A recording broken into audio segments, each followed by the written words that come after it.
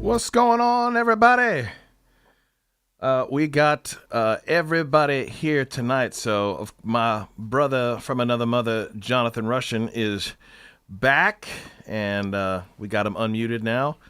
And we've got Rod Saunders. I just turned him into Colonel Sanders. Saunders. Saunders is here. Rod, what in the world is opera? What opera? What thing is that? It's a new browser. Ah, gotcha. I don't know who makes it or anything, but I'm trying it out. So Flame of the Spirit, we're streaming simultaneously to Soul Vitamins and to Rod's channel on Facebook and YouTube. So, Jonathan, I'm gonna hand it off to you, and I'm gonna be watching these comments and chiming in. I've got some stats and facts to the side over here if we want to get into some of the statistics, but I wanted to get you guys back on here because I feel like there's been 3 years worth of political happenings in just the last 8 weeks. We've had a president drop out, a vice president undemocratically replaced, a former president assassination attempt. It's just been bonkers, in just a few weeks. It kind of makes you wonder what we've got to look forward to in the next 9 weeks before the election, right? Because the previous weeks have been really weird. And the sad thing is things have become so weird. If the things in the last 8 weeks or 9 weeks would have happened 20 years ago, it would have freaked everybody out. It's kind of sad that we've become so desensitized to some of the craziness that is now politics. It used to be a gentleman's game, and now it's more like a mud wrestling match where everybody it's become the gets in WWF. It's become the yeah, they get in there and sling dirt. And the thing is these are very serious times. I think it's important. I've had some friends that would say, oh, just don't vote, it doesn't matter. When I very much think it matters, because it's our chance to get our voice heard. And as long as the election's free and fair, there's a whole different episode we could talk about free and fair elections and what happened before and the conspiracy theories that are out there. But let's just assume for a minute that this coming election is going to be fair. In other words, all the votes are going to be counted and they're going to be legal. Let's just assume that's true, which is, that's we a hope, big, pray. That is a big assumption. But let's just assume that's true. Who we choose as our leaders and who we choose is important. And it's important not just from a political perspective, but also from a Christian perspective. Because, I can tell you from being in the business world, I used to think a lot like that. I used to think, oh, it doesn't matter. It doesn't really matter a whole lot.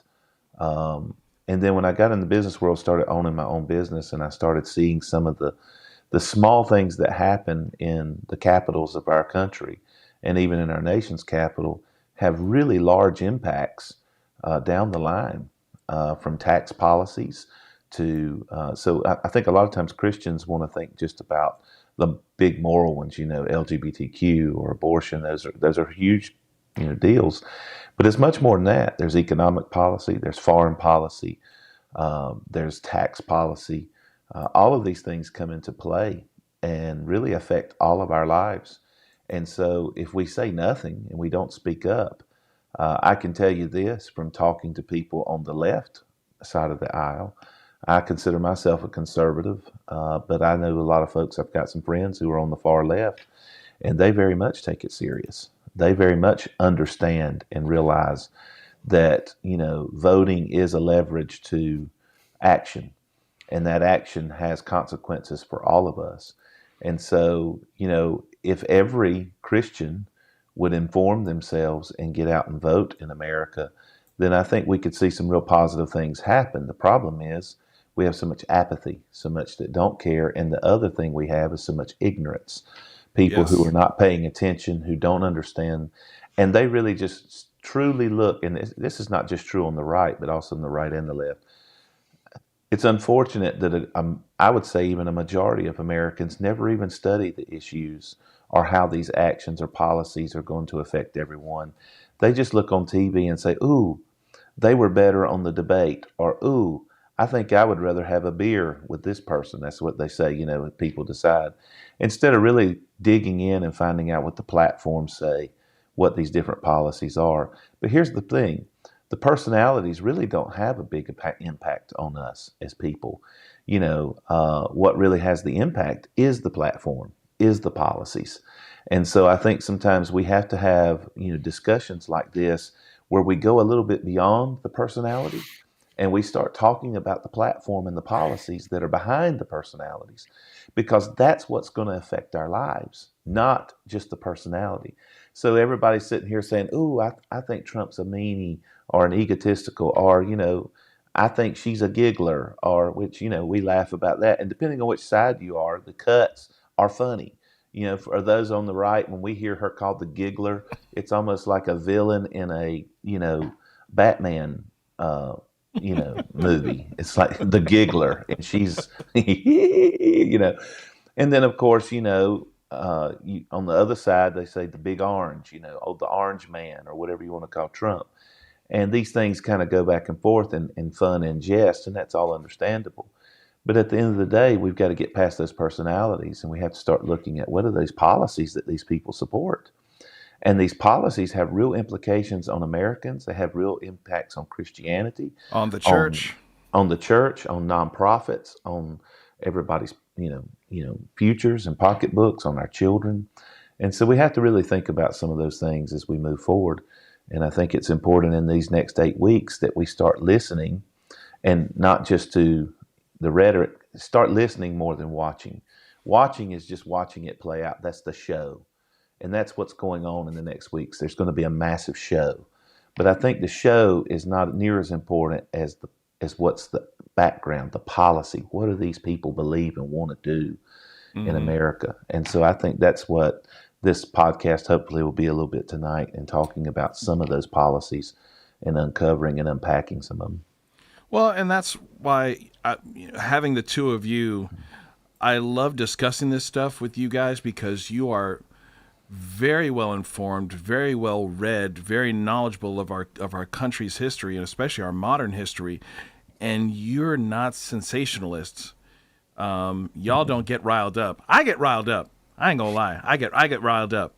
So I represent a certain segment of the church that they see the nonsense and the filth and the ridiculousness, and they get ticked off, right? But you guys are very measured. You wouldn't know from if you judged if you were to assume Rod's denominational doctrinal views, you'd think he was a Reformed Baptist. I know he comes from the Baptist church, but he doesn't come off as Pentecostal, right? And especially when you're discussing this, you don't either. Rod, you have the floor, my brother. What's your thoughts on our current state of affairs? With all this craziness that's happened, especially with in light of what Jonathan just shared. Well, I agree with what Jonathan said. Elections have implications and consequences, and we need to vote. Now, I'm not a Christian nationalist. I don't think that that the kingdom of God is going to be destroyed if the wrong person wins the election. The church will triumph. Jesus said the gates of hell will not prevail against the church. Sometimes we put too much confidence in man or political systems, instead of just focusing on God and his word and his kingdom. So, I'm all for praying and voting and supporting godly values, but just always remember that this world is not our home. And God is able to sustain America even if the wrong person, and by our understanding, gets into office. My first election was 1976, first time I voted. And I voted for Gerald Ford, and Gerald Ford didn't win. Jimmy Carter won. And I thought he was a terrible president, but we survived. And then, And a really nice guy. He was a very nice guy. oh yeah, he was a nice guy. I just didn't think he was. I thought he was in over his head as president. But anyway, be that as it may, we've had Republicans and Democrats, back and forth for 48 years. And I remember when Clinton got elected, a lot of Christian people thought it was the end of the world. But we survived 8 years of Bill Clinton, and then George W. Bush got elected, and all was right with the world, because we had a Christian man there For a in few the months White House. until a couple buildings blew up. Yeah, and after 8 years of Bush, I was no longer a Republican. I went independent. I said, I'm not doing this partisan thing anymore. And then Obama gets elected, and people thought, oh, it's the end of the world again. But we survived Obama too. And then Trump gets elected, and all was right with the world again. And then Trump lost, and, all hell breaks loose. We have a way as a nation of getting through these things. And so I just don't get upset. I've told people that Donald Trump, I know a lot of Christian people think that he's King Cyrus. He's, got a place, he has a destiny to fulfill. But I'm telling people Trump might lose. And the reason I say that is because he has very high negatives. I'm a bit of a political junkie. And That's what we're here for today, baby. right. You about a third of the country is Republican, about a third is Democrat, and then there's a third that's third party or independent. And those are the ones that you have to win the election. And Trump has very high negatives and very low support among independents.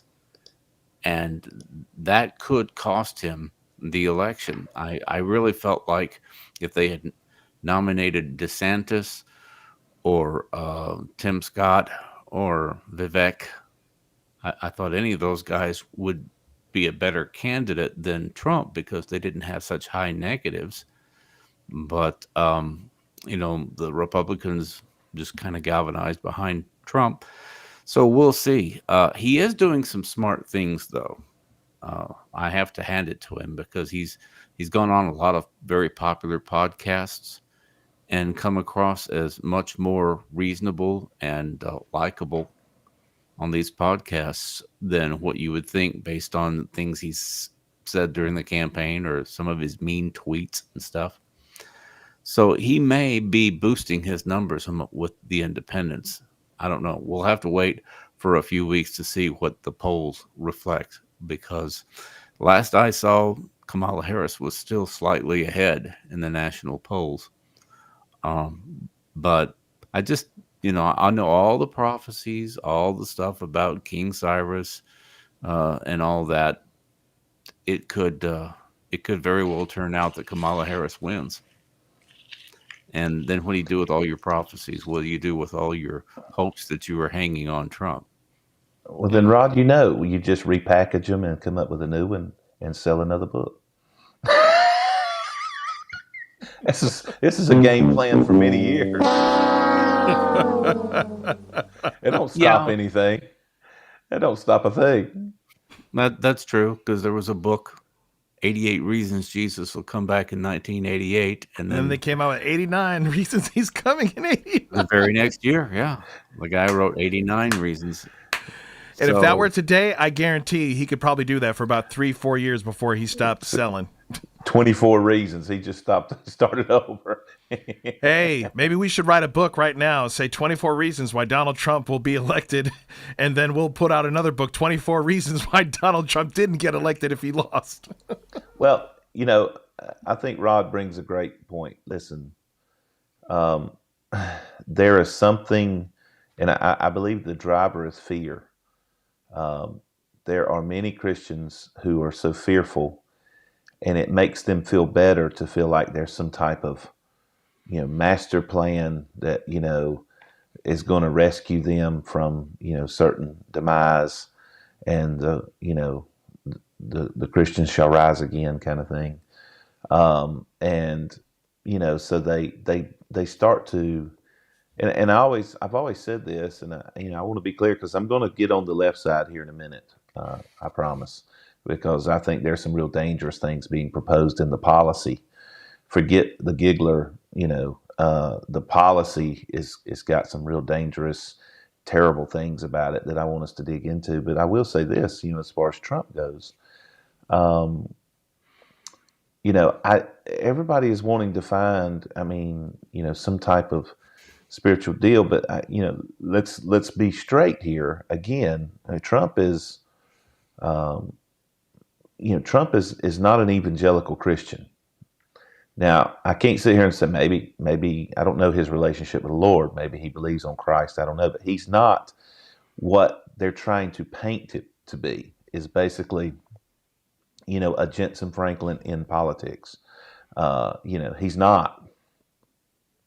If you don't believe, he slept with Stormy Daniels while his wife was pregnant. He's never said he didn't. Okay, he did.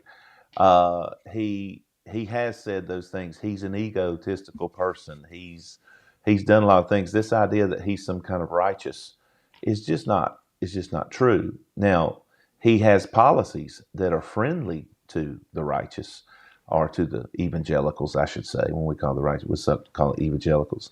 He has policies that are very friendly to the evangelicals, that very much lean towards what evangelicals, espouse. And I think that's what is attractive. But him as a person, let's don't be deceiving one another. And I get so concerned when I see people get up in church and act like, or even on YouTube or someplace, and they act like that somehow, they want to will him into evangelicalism. They want to will him to be, something, sent from God. And I always just have to kind of pull back on that and say, look, folks, it's getting extreme here. And as much as what are the things I admire about Trump? I've always admired the fact that he didn't have to be politically correct, that he does say what he means. But I've also unadmired his ability to not shut up when he needs to. Yeah. Sometimes Trump's biggest enemy has been Trump, especially in his first term. There was times that I would just think, just shut up, and everything would be great. But he couldn't resist, having to say something. And so there's no doubt. And listen, here's the big thing. Bill Barr was his attorney general. Bill Barr is one of the most fantastic minds I've ever read, especially when it comes into defense of religious liberty. I think Bill Barr, as attorney general, is a man who is who has high integrity. Bill Barr was also the man that Trump loved until Trump tasked him to investigate the January, to investigate the election. And Bill Barr, who I believe to be a man of integrity, and I surely believe if he had found enough there to overturn the election, he would. But he came out and said, we have found in all our investigations no evidence of anything that would change the outcome. Didn't say he didn't find any irregularities. He just said it won't change the outcome, is what he said. And he basically was saying, and of course, Trump got very upset with him at that point, and he kind of attacked him. But I had followed Bill Barr, because Bill Barr, if you go back and read, I believe it's a talk he gave at Columbia, but he gave one of the greatest treatises on defense of religious liberty and religious liberty in America and what that means. And it was it was so powerful and it was so wonderful. The left's minds just exploded. They got so upset about it because, Bill Barr basically got up and explained what the founding fathers meant about religious liberty and how that we do have a right to believe and espouse our beliefs and live out our beliefs in public. and that the government shall not coerce or force us to do differently. And as he went through the legal ramifications of that and down through history, it was beautiful. It was eloquent. It was amazing. And I remember just being so proud that this guy was our Attorney General and that he was the one that was over, the Department of Justice. And so, I think sometimes when you see that these good men, or people like Mike Pence, who I believe Mike Pence is a Christian man. I think Mike Pence was a Christian man. Oh, Rod's got he's got a lot to add there. Yeah, Pence, none of these people are perfect. So let's don't, none of them are the apostles. But I believe if you go back and look at their governing style, their governing ability, things they've said, things they've done in private and in public, Mike Pence was a stand-up guy. Bill Barr was definitely a stand-up guy. Several of the other, people that were some of Trump's inner circle were stand-up people, and all of them said, "Hey, this guy's very imperfect, very problematic ego here." So, I think this is important because the reason I'm saying this is I think it's important for Christians and evangelicals and even conservatives like myself to freely admit the flaws of the man. If we almost make ourselves look stupid by going around acting like he is, the Father, Son, Holy Spirit, and Donald Trump. And it almost makes people not take us seriously because they're going, can't you see the glaring, obvious issues here? And we have to be able to say, yes, we do see this. And if we were sitting here voting for, our favorite person to go have dinner with tomorrow night, maybe it would be a different vote. But that's not what we're voting on when we're voting on who's going to be president of the United States. What we're voting on is a person who is backed by a platform.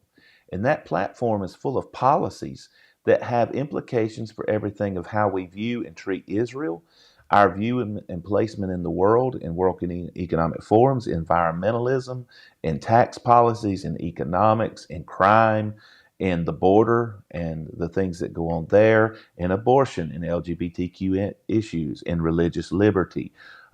We can just go down the line. I mean, and what we see here is that, I see two flawed individuals standing in front of us.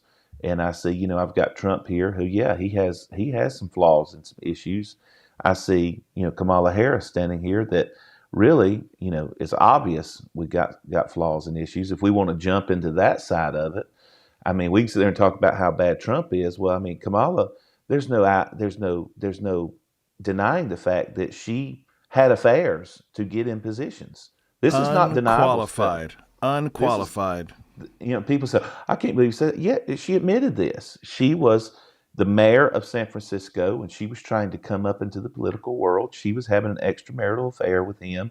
It got her garnered favor. Everybody knows that it got her garnered favor. Got her onto the council. Later, she was able to get in to be district attorney. Later on, she was able to get to be, senator. And listen, I mean, all along the way, there were some favors and things being done. We all know this. We're all also talking about a lady that ran for president against Biden in 2020 or 2019 going into 20, and she wasn't even a top 3 candidate. She was the least popular candidate of all the other candidates. Yeah. Tulsi Gabbard smoked her, and she was unliked by all Americans. And now they're turning around and being like, oh my gosh, she's so great. Yes. 5 seconds ago, she was Indian. And we're talking about a lady that's not once been voted on by any of the electorate to even be the Democratic nominee, because everybody did their votes and they cast them between Bernie Sanders, Bobby Kennedy, and Joe Biden. That's who the candidates were up for this, election that threw their name in the hat. She didn't throw her name in the hat. And so now, Biden won, then they said, hey, we got to get him out of here against his will. And so instead of going back and having some type of election or some type of process where they would come together and actually elect someone, they just coronated her and crowned her queen. And so now we're dealing with a person who has got the nomination for the first time of a major party without one single vote. and who is starting to espouse, and listen, she's very light on policy, and I think it's by design. If people really knew the policies, I think it would probably scare them, but she's starting to come out with some policies. And when we start to look at these policies, they're dangerous things, because they're literally communistic in ideal. Straight communism. Being honest, I mean, when you're talking about price controls, when you're talking about taxation on unrealized capital gains, and some of these other things that that she's wanting to do, and take these things under government control, this is communism light. This is not being. I'm not being hyperbolic here, and like, oh, he's just trying to scare everybody. No, these are the ideals that the Communist Party USA has had for many years, and has espoused, and these are also the ideals that in other countries that communists and Marxists have espoused. And I think her father, who was a Marxist, got fired for being a Marxist, for teaching Marxist nonsense. Yeah. I mean, this is not conspiracy theory. This is not being crazy. This is just saying, hey, look, this is what we've got. We've got on one side this attractive lady who's may seem nice, have a nice smile, but these policies behind her, and then you got this guy on the other side that, he can be egotistical and a loudmouth, but the policies behind him. And it's like I told somebody the other day, I guess for me, I'll take the egotistical loudmouth that aligns with common sense over an attractive smooth talking person that is going to literally usher in, if her ideals are implanted into our society. It's going to be a great challenge, and I agree with Rod. It's not going to collapse society. I think both not overnight, sides but it's going to head us in that direction. I think a lot of both sides get really into it, because the Democrats have caught on this, and they're saving democracy. And so if we don't get, they come up with their conspiracy theories that if we elect Trump, it'll be the last election we ever have, and they're saving democracy. And it wasn't last time. It wasn't last time, so it's a horrible. They need to get some better talking points. I'll tell you that. Yeah, but the Democrats, Republicans can be just as bad sometimes. When we say, I remember when Obama came in. I do remember that. Oh, this is the end of America. I can't believe we're going to do this. I can't believe this is happening. Because here's the thing: even though the presidency is important, and even though the administrative branch of our government is hugely important, it's not the only branch. We also have the checks and balances that are the legislature branch and the judicial branch. So just because she espouses a policy doesn't mean that it's necessarily going to come to pass. But there are some real damages that can be done, especially on the international scale, when we begin to talk about the relationship with her supporting and even defending Palestinian and terrorist organizations that want to annihilate Israel, and calling for a genocide even worse than what Hitler called for in World War II. I mean, we're talking about from the river to the sea is an annihilation of over 6 million Jews, and they blatantly espoused this. They were standing outside the Democratic National Committee in Chicago last week chanting that very thing, from the river to the sea, and no one inside the building having the guts to stand up and say, we don't support calls for genocide. Could you imagine what it would be like if the Republican National Convention had been going on and their people had been standing outside calling for an annihilation of a race, for annihilation of all African Americans, or an annihilation of a race of people? Well, it would have been absolute, chaos. It would have been riots everywhere. Bedlam. But the problem is this bedlam. So we have to pay attention to the things that are being said, because I think sometimes we want to act like they're really not being said. But when they get in there and they say things like this, and they support things like this, and I guess the other thing we have to pay attention is what's not being said. At some point, why doesn't the leaders of the Democratic Party stand up and say, we denounce this talk, this rhetoric, this movement, and we support Israel 100% and their right to exist? Because here's the crazy thing. They're still holding hostages tonight in Israel. They're still holding loved ones captive in Israel. Since October 7th. Since October the 7th. And all they're calling for a ceasefire more than they're calling for release. And here's the crazy thing. If they would release, there would be a ceasefire. So anyway, I could get into this thick and go on, but I just want to say this. We have to start focusing on what's being said, and look, that those policy, it is, and I could go down through here, and I don't know, maybe we can take it, but we could talk about economics and foreign policy, and and the moral values and the things that are going on. I mean, when you have a Democratic National Convention where outside they're giving unrestricted abortion and free vasectomies, and then it's no wonder when people say, hey, they believe in population control. You think? I mean, they're right outside saying, well, look. there's a reason why they're pushing what they're pushing on our children. But let's tag Rod. Rod, you got some thoughts to that? I can see some wheels turning. You've had a couple places that could have brought you in, but sorry, brother. No, it's good, man. I'm here to listen to y'all. I'm here to listen to y'all, so I don't go off. And then we've got some questions I'm going to start pitching at you guys. So after Rod, I'm going to start addressing these questions. I'm just going to add to what Jonathan was saying about Trump is not an evangelical. Back in 2016, I was a never Trumper. I said, there's no way I'm ever going to vote for that guy. I've never liked Donald Trump. I never watched The Apprentice. I've always thought that he was just a liar and an unethical businessman. And he's a New Yorker. I grew up in Texas, so, we don't really like Yankees in Texas. But I never really cared for Donald Trump. And so I didn't vote for him. I didn't vote at all in 2016. I said, this is the worst possible choice. Hillary Clinton or Donald Trump, give me a better choice. Anyway, I did a video. One of the first videos that I ever did was about Donald Trump. And I said, he's not an evangelical. He grew up in New York and went to Norman Vincent Peale's church. I don't remember, Marble Collegiate, something, I don't know, something like that. But anyway, Norman Vincent Peale was not evangelical. He was a New Thought proponent. Power of positive thinking, wasn't he the one that did that? Yeah. Yeah. And that's New Thought metaphysics. That's not evangelical theology. And Right. as you look into Norman Vincent Peale, some of the things that he said through the years, he said a lot of heretical stuff because New Thought rejects essential Christian theology.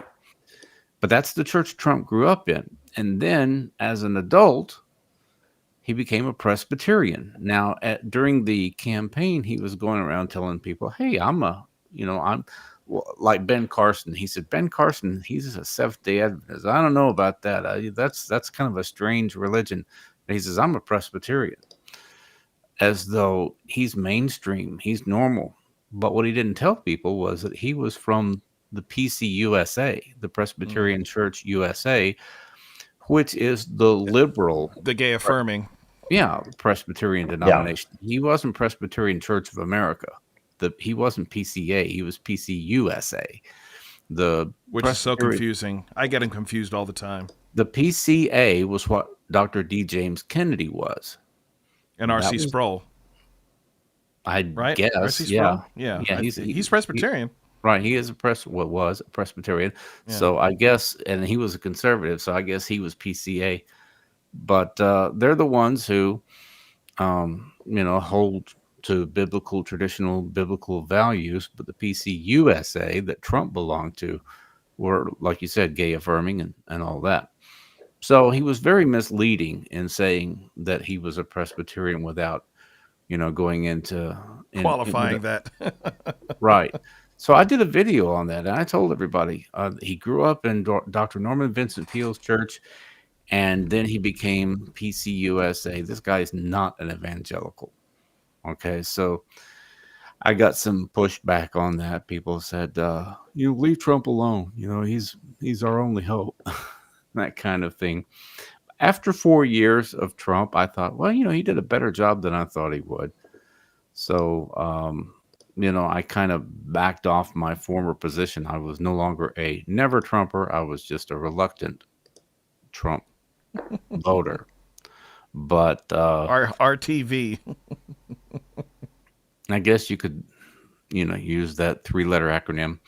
Anyway, that's a very good point that Jonathan made. He's not an evangelical. He's never been an evangelical. And people have said, well, Robert Jeffress, the pastor of First Baptist Dallas, shared the gospel with him, and he accepted Jesus. And Paula White won him to the Lord. I've lost track of how many people have won Trump to Jesus over the last 7 years. Listen, I tell you what might have done it. If he's gotten saved, I tell you what might have done it. It was that bullet. Choo. Yeah. I tell you, that to me is the most iconic photo of that entire thing, was when he was down for those few seconds and somebody snapped some pics when he was down. That's when they say a picture's worth 1,000 words, that one's got to be worth 10,000. I mean, imagine being that guy, that age, that famous, that rich, and you almost just got shot to death, literally doing a rally. Mm-hmm. That's crazy. Yeah, but he had the instincts, the PR instincts to fight. Right. He stood up. He said, "This is a great photo op moment." Maybe. I mean, you never know. I hate to be so cynical about it, but I do think that Trump realized, he's got the camera guys right there, and as soon as they heard the bullets, those guys got in position to take photos. And of course, how did he know the flag was going to be right where it was in the background and everything? But I do think he wanted to stand up and show everybody, I'm not going to be intimidated. I'm not going to be afraid. I'm not going to go out a coward. I mean, if I'm going to go out, I'm going to go out fighting, because, the shots were still going off. So, he insisted on getting his shoes. That tells you that he didn't want to be undignified. Right. Well, he didn't want to be carried off, and he didn't want to be in his stocking feet. But I think what's concerning is sometimes this is what the election has come down to. This is going back to my original point. The very surface things of, and I get it, because we're a soundbite society. We like to make decisions based on just a quick snap decision. And we just want to get a picture and say, yeah, that's good, or that's bad, instead of really learning and understanding. And the reality is that's what we're going to see the next 8 weeks, is just two campaigns that are trying to capture the short-term attention span of most Americans. And I think that sometimes, though, what's so sad is we're not really talking about the things that, because those short-term attention spans are not going to have any kind of impact on what's going to happen after these people get elected. And I think one of the big things for me, I take one, let's just take one off the top here. When we talk about this, transgender issue that we see going on, and most people, a lot of evangelicals just say, oh, it's not a big deal. And, they kind of, if they are, man, they're crazy. Well, when I say this, it's not a big deal. It doesn't touch me. I don't believe it. But here's the thing. In the 60s, Lyndon B. Johnson passed the Anti-Discrimination Acts, which really, made it a federal offense and, against the law to discriminate based on race, age, and sex. And until recently, sex was considered, gender. It was considered, a female. So it became against the law to discriminate against a woman based on her being a woman. And that was how it was done. And I don't think there's any of Now we don't even know what a woman is. Well, here's the thing. No one in a time, and I think it was 1968. I think that's right. But in 1968, when that act was passed, the Anti-Discrimination Act, when that was happening, no one believed that transgender was there was no thought of transgender. It wasn't even an existence in most people's minds. It was some real wild, weird something out there that, some, cross-dressers or something did, and it was not talked about publicly. And so when they passed that law, there was no one that stood there and voted for that law and passed that law that said, hey, we think that this Title IX of this Discrimination Act, which is for the part about gender, applies to any kind of transgender. And so what happened is we saw Obama started to do this, and he started getting into this with what he called letters of influence. So he didn't come out and point blank say this is Title IX also encourages protections of transgender. He just started sending letters of influence to the Department of Education, to school systems. And then when Biden came in, Biden stepped it up and said, hey, we're going to start saying that Title IX now encompasses transgender protection. So that literally to make it a reinterpretation, this is important, everybody needs to understand, a reinterpretation of the law that now says that Title IX that was passed in 1968 that had nothing to do with transgenders now has everything to do with transgender. Now Title IX has the force of the federal government and elected law behind it. And now they are saying to schools, hey, if you're going to receive federal funding, if you're going to receive any kind of grants, we're talking about Christian education institutions, nonprofits, you're talking about, all kinds of different entities out there. And, a lot of folks think, well, they can't come into a church. Well, for right now, that's true. But there's so many parachurch ministries out there like Christian schools and universities, Christian high schools, Christian day schools, things where people get together of like faith and say, hey, we'd like to take our child over here and have them taught in a educational environment that supports our faith initiatives, which we have Christian schools all over the country. And most of those schools until now have been able to get federal funding. They can apply for federal funding because they're performing the act of education, and through the Department of Education, they're able to get grants and funding and all of these things, and voucher programs and different things that happen. So all of a sudden, Biden comes in, the Biden administration comes in and says, hey, we're now saying that Title IX. No, you had it right in the first. You had it right in the first. Okay. The Biden administration. Yeah. So Biden comes in and says, okay, listen, Title IX now means.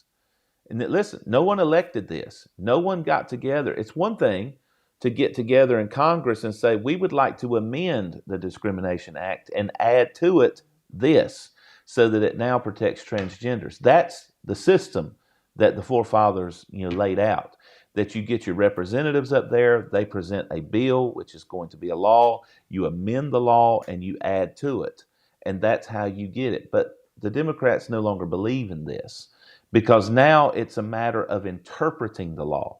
So, in other words, they're going to take a law that was never meant. And here's the sad thing about it, and here's the scary thing about it for everyone to understand.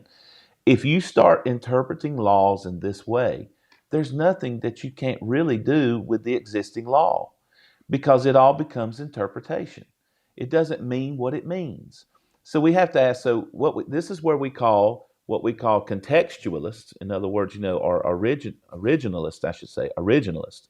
Originalists are, it should be enforced based on what the original principles were that passed it. Okay? So that's where a lot of conservatives stand. This is basic conservative doctrine. It's just like the Declaration of Independence. The Constitution. The Constitution, he said, we're originalists. We believe that the Constitution should be adhered to based on the understandings that the Founding Fathers had, and if it needs to change, then do what it needs to change it. So an example would be gun control. Okay, gun control is the easy one to see. First Amendment says thou shalt not, that we have a right to keep and bear arms. Yeah, yep. And we have a right to keep and bear arms. Well, we believe that the originalists, the Constitution Founding Fathers said, hey, you have a right to keep and bear arms, to protect yourself, to have guns. But now you have the Democrats and the liberals come and they say, well, this is what they'll say. The Constitution is a living, breathing document that changes with time. And so we have to reinterpret their meaning. And so as we reinterpret their meaning, the right to keep and bear arms was only intended for militias, and it didn't take into account the things of today. I've always said back to these liberal friends of mine, hey, look, it's very easy.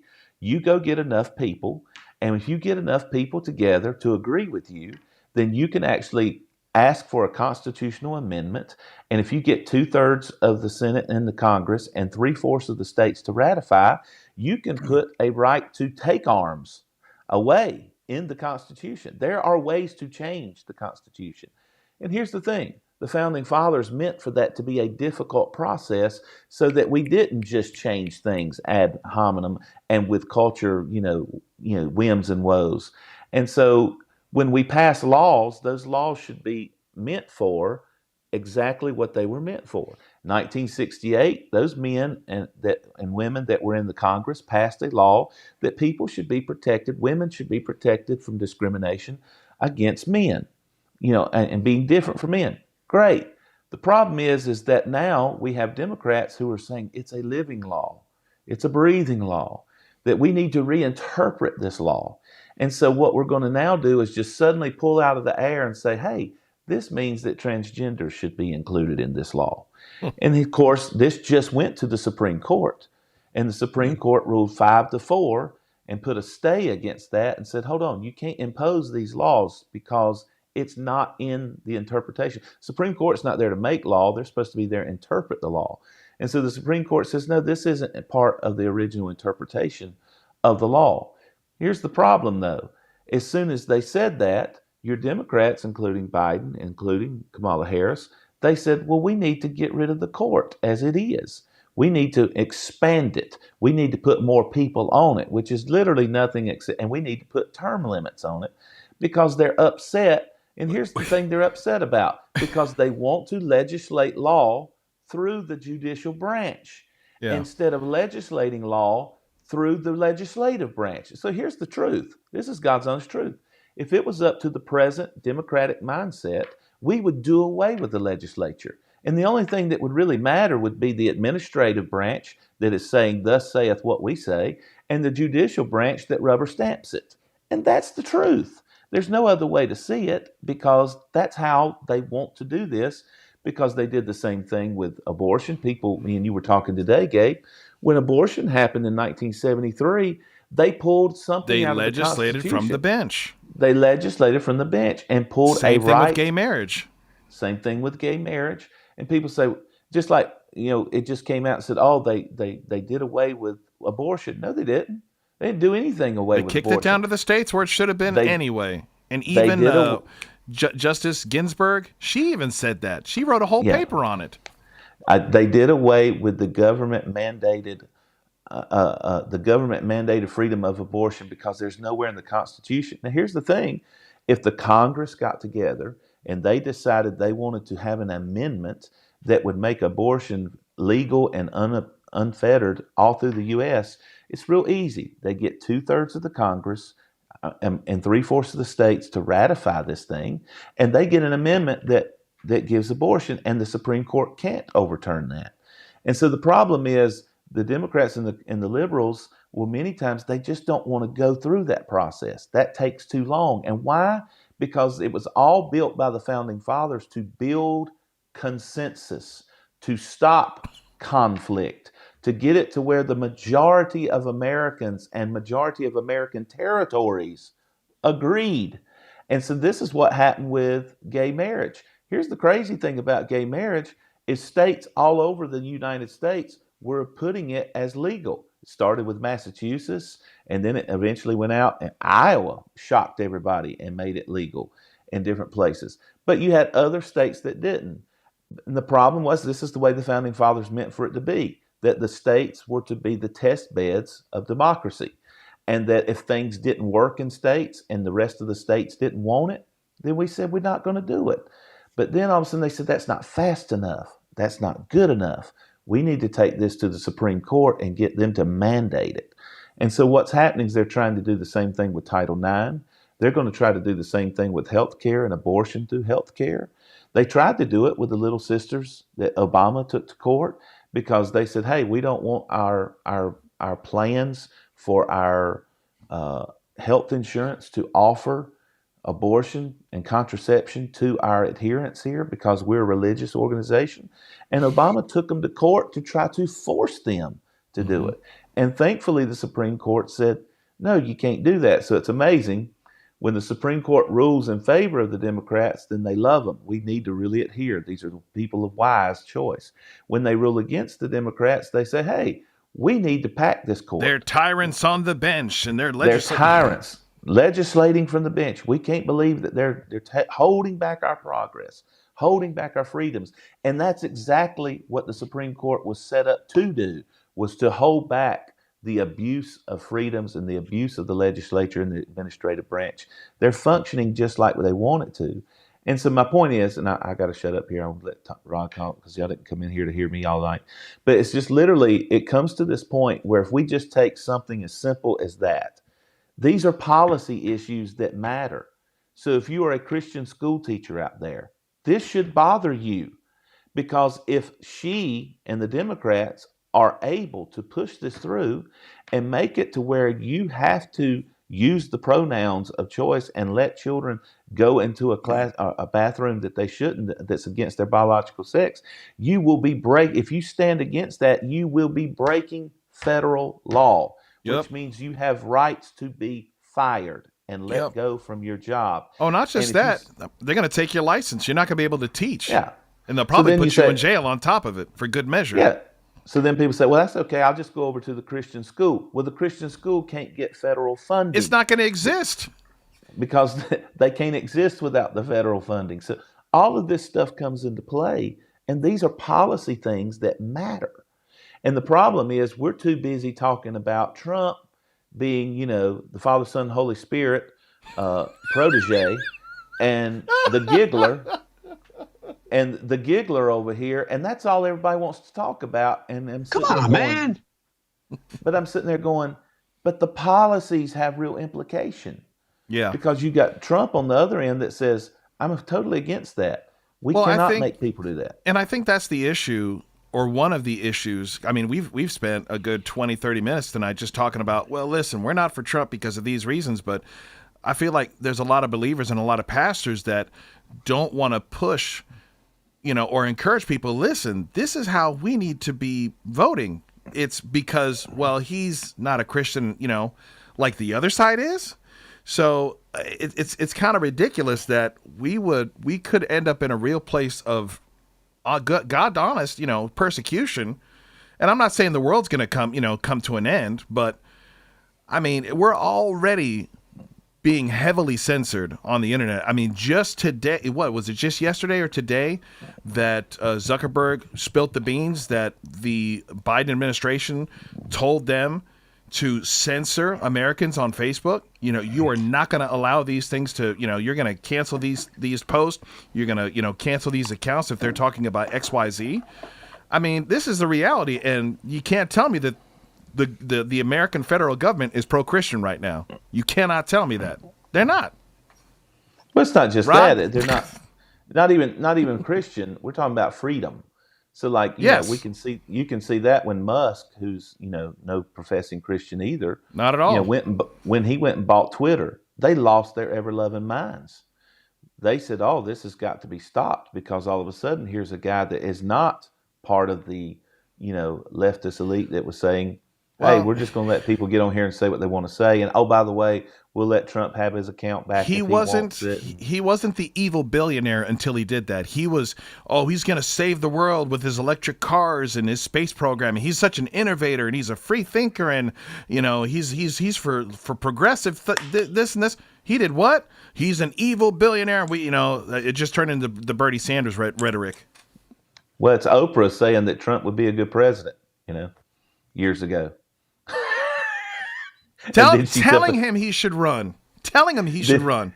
Then she's up at the DNC saying, we got to save democracy. Sorry, Rod. Go ahead, jump in there. I'm going to shut up. You talked about Elon Musk. He actually said that he bought Twitter to preserve freedom of speech. And he said, if I lose money, then so be it. Because it was not a profitable thing. The amount that he paid for Twitter, he overpaid for it. Yeah. That was the way that he got people to give up their stake in Twitter by offering them, a high price per share. And so he overpaid for it.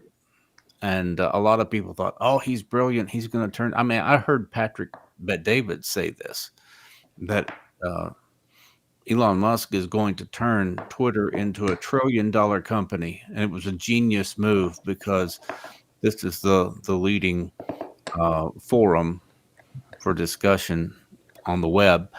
I don't think it was a brilliant move. I think it was a bad business move, but he didn't do it for business reasons. Now, he may eventually figure out a way to make this thing profitable. We'll have to wait and see.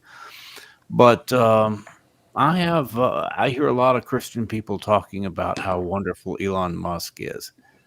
And I think a lot of them have bought into a lot of the marketing of Elon Musk. Freudian slip there. They're both billionaires and provocateurs. But anyway, Elon Musk, if you look into this guy, he's got some really crazy ideas. Yeah.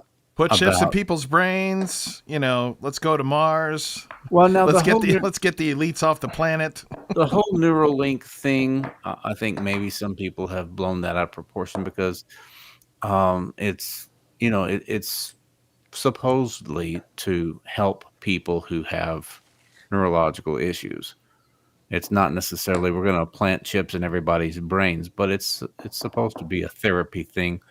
But if you develop the technology, it could be used by nefarious people for anyway. But the whole Mars colonization thing, that's what gets me. We're not going to colonize Mars. It's 80 below zero on Mars. We would have to terraform everything there, and we haven't even been able to successfully do that on Earth. But people are all gung-ho about colonizing Mars. You just go through the list of some of the things that he's proposed and worked on. I don't think he's the genius that a lot of people think that he is. I think he's a little bit, he's innovative, but he's also a very good marketer. I think he's learned a lot from watching Trump over the years, and he's figured out a way to sell himself as a genius. Now, I do think he's done some pretty incredible things with the SpaceX technology. But if you go back and you look at a lot of the things that he's been involved in, like PayPal, was it PayPal? I'm pretty sure. Yeah, he was one of the founders of it. And he wasn't actually a founder. That's the thing. It was already founded. He came in and took charge of it. Yeah, and he took credit for founding it, but he didn't really found it. And the same kind of like Zuckerberg didn't actually invent Facebook. The same thing with Tesla. He didn't really found Tesla, but he went in there and took it over and made it work business wise. Because the biggest problem with electric cars was not the technology; it was the business end of it, making it profitable. They had the technology, they just didn't know how to make it marketable and profitable. And he figured out a way to do that with Tesla. So he's got some good ideas, but he's got some crazy ideas too. And I think Christian people ought to be a little bit more discerning when it comes to the only people that have discerning are the discernment hacks on YouTube, man. They're the only ones that have true discernment. The rest of us, we're just sheep. I'm totally not serious, by the way, if you can't tell by my chuckle afterwards, internet world. Is somebody playing ping pong or pool? What am I hearing? Is that you, Jonathan? No, I don't think. Well, that was wasn't weird. me. It was the internet. But so what do you think, Rod? Like, what's some of the policies that you're hearing on both sides what's something that you're hearing from one side that you're like, that's pretty good versus that's I'm very not bad? I'm not hearing any policy coming from Kamala Harris. No. She's not talking. She's basically hiding. She's, I guess, going to try and do what Bill Biden did in 2020. Is just not answer any questions or do any press conferences or anything like that. But she is going to do a debate, and so some of these things, I guess, will come out during the debate. But you can figure out her policies by looking at what she said in the past. And she does have a very, I think, leftist view on economics, redistribution of the wealth, things like that. That always works out great, right? That's just fantastic. Yeah. Sarcasm. Well, Obama said stuff like that too, but I think Obama was more pragmatic. Once he became president, he knew that he couldn't really push a leftist, a Marxist agenda. An inch at a time. He was very smart. He was, by inches and feet, not by miles. Mm-hmm. And look, the thing is, she's being very smart. And what I mean by this is there's a reason she's not talking, because the media is putting on the show. So in other words, the less you say, the more you can paint the person to what you want them to be. Yeah. It's like if you put me on this. You could put me on this channel here tonight, and I could sit there and just smile, and you two could come up with all kinds of things. Say, look at him. He looks nice. Look at those blue eyes. I bet he's a kind guy. I don't know, but he eats a lot, so I bet he's mean to people. I mean, you could come up with all kinds of, narrative. But that's kind of what she's doing. She just smiles in the camera, and the media dances around and says, she's wonderful. Look at her. Look at all the things. Because if she starts to actually espouse what she believes, then that becomes a problem, because then your narrative gets messed up. And so she's actually running a smart campaign in that I kind of predict this. I'm starting to believe that she's never going to debate Trump, because now they're arguing over. She can't. She will arguing, get destroyed. Well, she's arguing now over the rules, and so I can see this very much and easily devolving into, we can't agree over the rules, so we're just not going to debate. And so what happens is, because when you debate, you have to actually speak and answer questions, and you have to espouse policy, and you have to say, this is what I believe. And this is why in some ways she was the perfect candidate, because she doesn't have a long record. She doesn't have all of this stuff. And so she stayed pretty quiet. But we can definitely see, though, even the things like she came out, the one thing that she did come out with is she did say, okay, I'm going to unleash an economic policy. Now, if you go read that policy and what she's talking about in price controls and taxing unrealized capital gains, I mean, it will bankrupt all of us. So for the viewers here, let's just explain what this means for the viewers here. Now, she's saying that it's only going to be for people that make over $100 million. Who knows? But even talking about this is crazy. So in America right now, here's the way it works. If you live in a home, your home, and you've lived there at least 2 years, and you sell that home, you do not get taxed on that home. There are no capital gains tax. You get to keep that if you live there at least 2 years.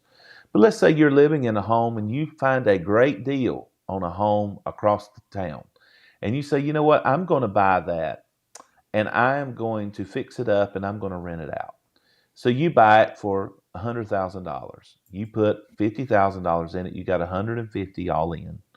And then you keep it for a couple of years, and you're renting it out, and you decide the market goes up, and you say, hey.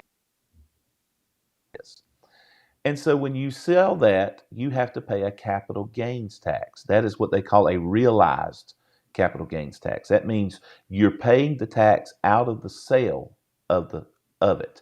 So that means if you bought it, got 150 in it, and you sell it and you get 300, you'll have to pay a certain amount of taxes on that 300,000 for capital gains. That's what everybody in America kind of has to do. I actually hate the capital gains tax because I think it hurts investment, but it's all theft. It's all theft. But here's the thing. Trump was trying to push that capital gains tax down. so that we could keep more money and drive investment. So people have more money, they make more money, they're able to, that boosts the economy. You're basically giving investors money back into their pockets to reinvest and to also utilize to grow. So Kamala Harris comes out and says, you know what? I think what would be a great idea is that we do an unrealized capital gains tax. Let's take that same scenario. You buy a $150,000 house, and then the tax value comes out on it after a couple of years, and that tax value's gone up to $280,000. You haven't sold it. You haven't done anything with it. It's just been assessed that the value is higher than what you paid for it. Then she wants you to have to pay an unrealized capital gains tax to pay for it, meaning that most people in that scenario are going to have to sell to pay the taxes. You're going to have to get rid of it. $45,000 is what you would pay on the unrealized capital gains tax of $180,000 increase in value. Yeah. So you invested $50,000 into the house to make it worth something more, and you're going to have to pay $45,000. Right. So people, this is important. She thinks this is a great idea. At the same time, she says that she's going to institute price controls on medicine and food and, basic staples like that. What that means is that the federal government now will come in and just some committee somewhere, instead of economics runs on supply and demand. So if all of a sudden, we saw this during COVID, all of a sudden there's a rush on toilet paper, then the price will go up because the demand increases. But when the demand falls, it goes cheap. And that's really what happens. And the whole economic system for eons of years has run on supply and demand. And that's what keeps the market honest. You get somebody that wants a lot of your product, you're able to charge more, and then all of a sudden they don't want your product. There was a time you could buy Beanie Babies and it would cost you $20 to buy a Beanie Baby. You can't sell them now for 20 cents. I mean, if you want to, because nobody wants Beanie Babies anymore. So the thing is, supply and demand has always been a basic economic principle. It's economics 101. And she's saying that basically what's going to happen is the government's going to come in and they're going to set prices on food, and they're going to say you can't charge any more than this and you can't charge any more than that. The problem is, how are you going to do that? Because unless that price, say I'm going to set a price on the price of lettuce and say lettuce shall not be any more than $1 a head. That's it, folks. You're not going to have to pay any more than $1 a head. How is that farmer going to produce it? If he can't produce it for $1 a head, that means he's got to lose money to make sure he meets the price control. Eventually, the farmer goes out of business because he can't cover that, and he can't make any money. And people starve. Sounds exactly like communist. Sounds like communist Russia and communist Ukraine. Exactly what happened there. So here's the reality. Price controls have been tried before. They've tried them in Venezuela. Y'all heard about what's going on down there? Where they're eating children and dogs. Yeah, they've tried them in other places to price control. So here's the crazy thing. She comes out with this policy. Economists on the left and the right all said, this is crazy. This is not even sane economic theory. This is going to destroy the economy. Well, you know what it is? She said the quiet part out loud. I don't think she was supposed to say that out loud. Or maybe they're just testing us. But look, it's the same thing over in California. Hey, they mandate a $15 now, $18 an hour minimum wage. Sure, you can mandate that, but most of those small businesses went out of business. Or if you did somebody like McDonald's over there, they all went into automation, started hiring. Basically, I thought they went higher. Didn't they go to like 20 or 25, or weren't they proposing like 50 for like was it U-Haul or UPS or like one of those driving companies, like delivery companies? So the problem is when you start playing with the economics like this, you've got a person in office there who has it's obvious to me, has no understanding of economic policy. But that's the problem that's most politicians, though. They've never owned a business. Joe Biden never worked a real job, and they want to talk about this guy. He was a servant. He served this country. he gave his heart and soul. I'm like, gave his heart and soul. This man got rich off Americans. What are you talking about? He never had a real job. Bernie Sanders has never had a real job. And exactly to your point, they want to dictate economic policy when they don't even know how to run a lemonade stand because they have no idea how money works.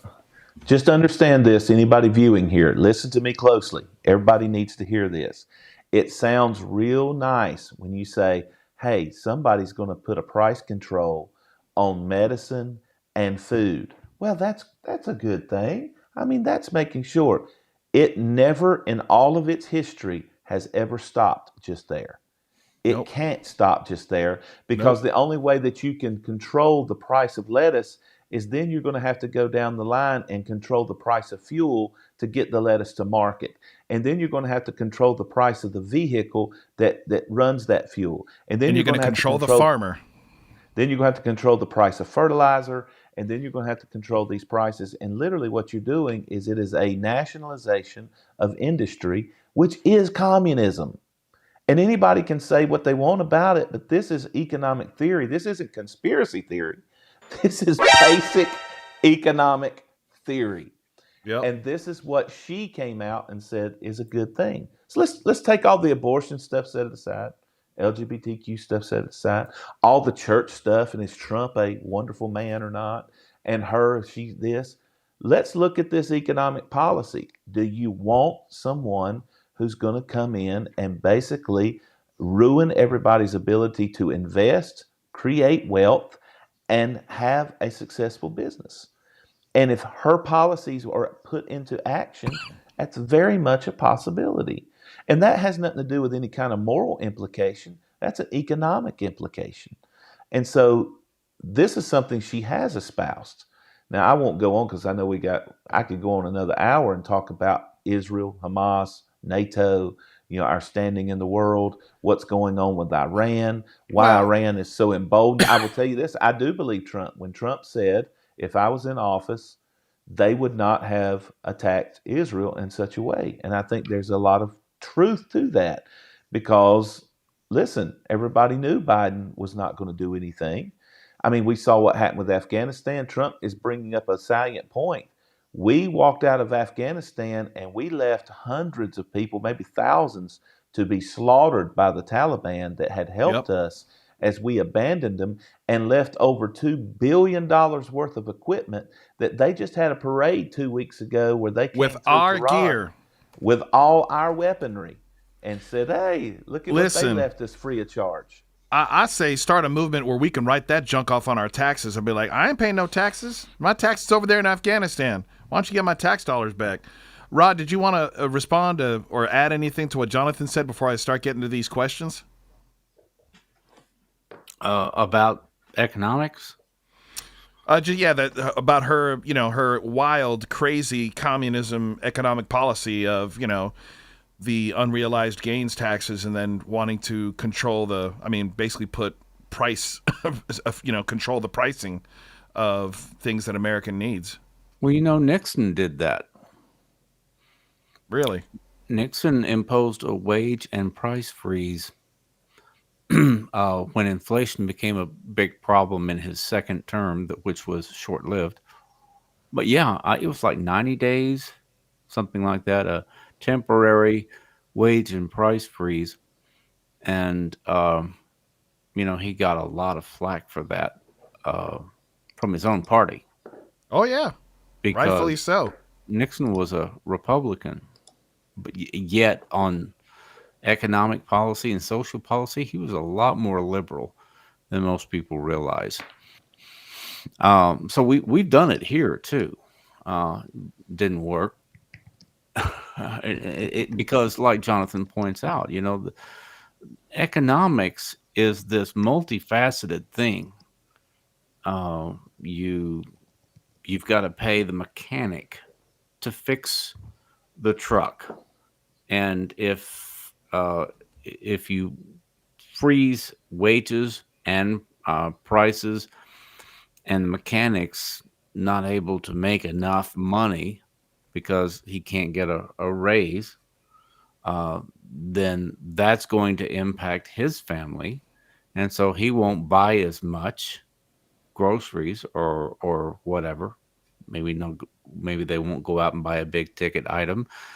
And so what they don't buy that they could have bought if he'd gotten a raise, that's going to cost that's going to cause somebody in manufacturing to get laid off because there's less demand for the products, because this guy can't buy the products because he can't get a raise because of the freeze.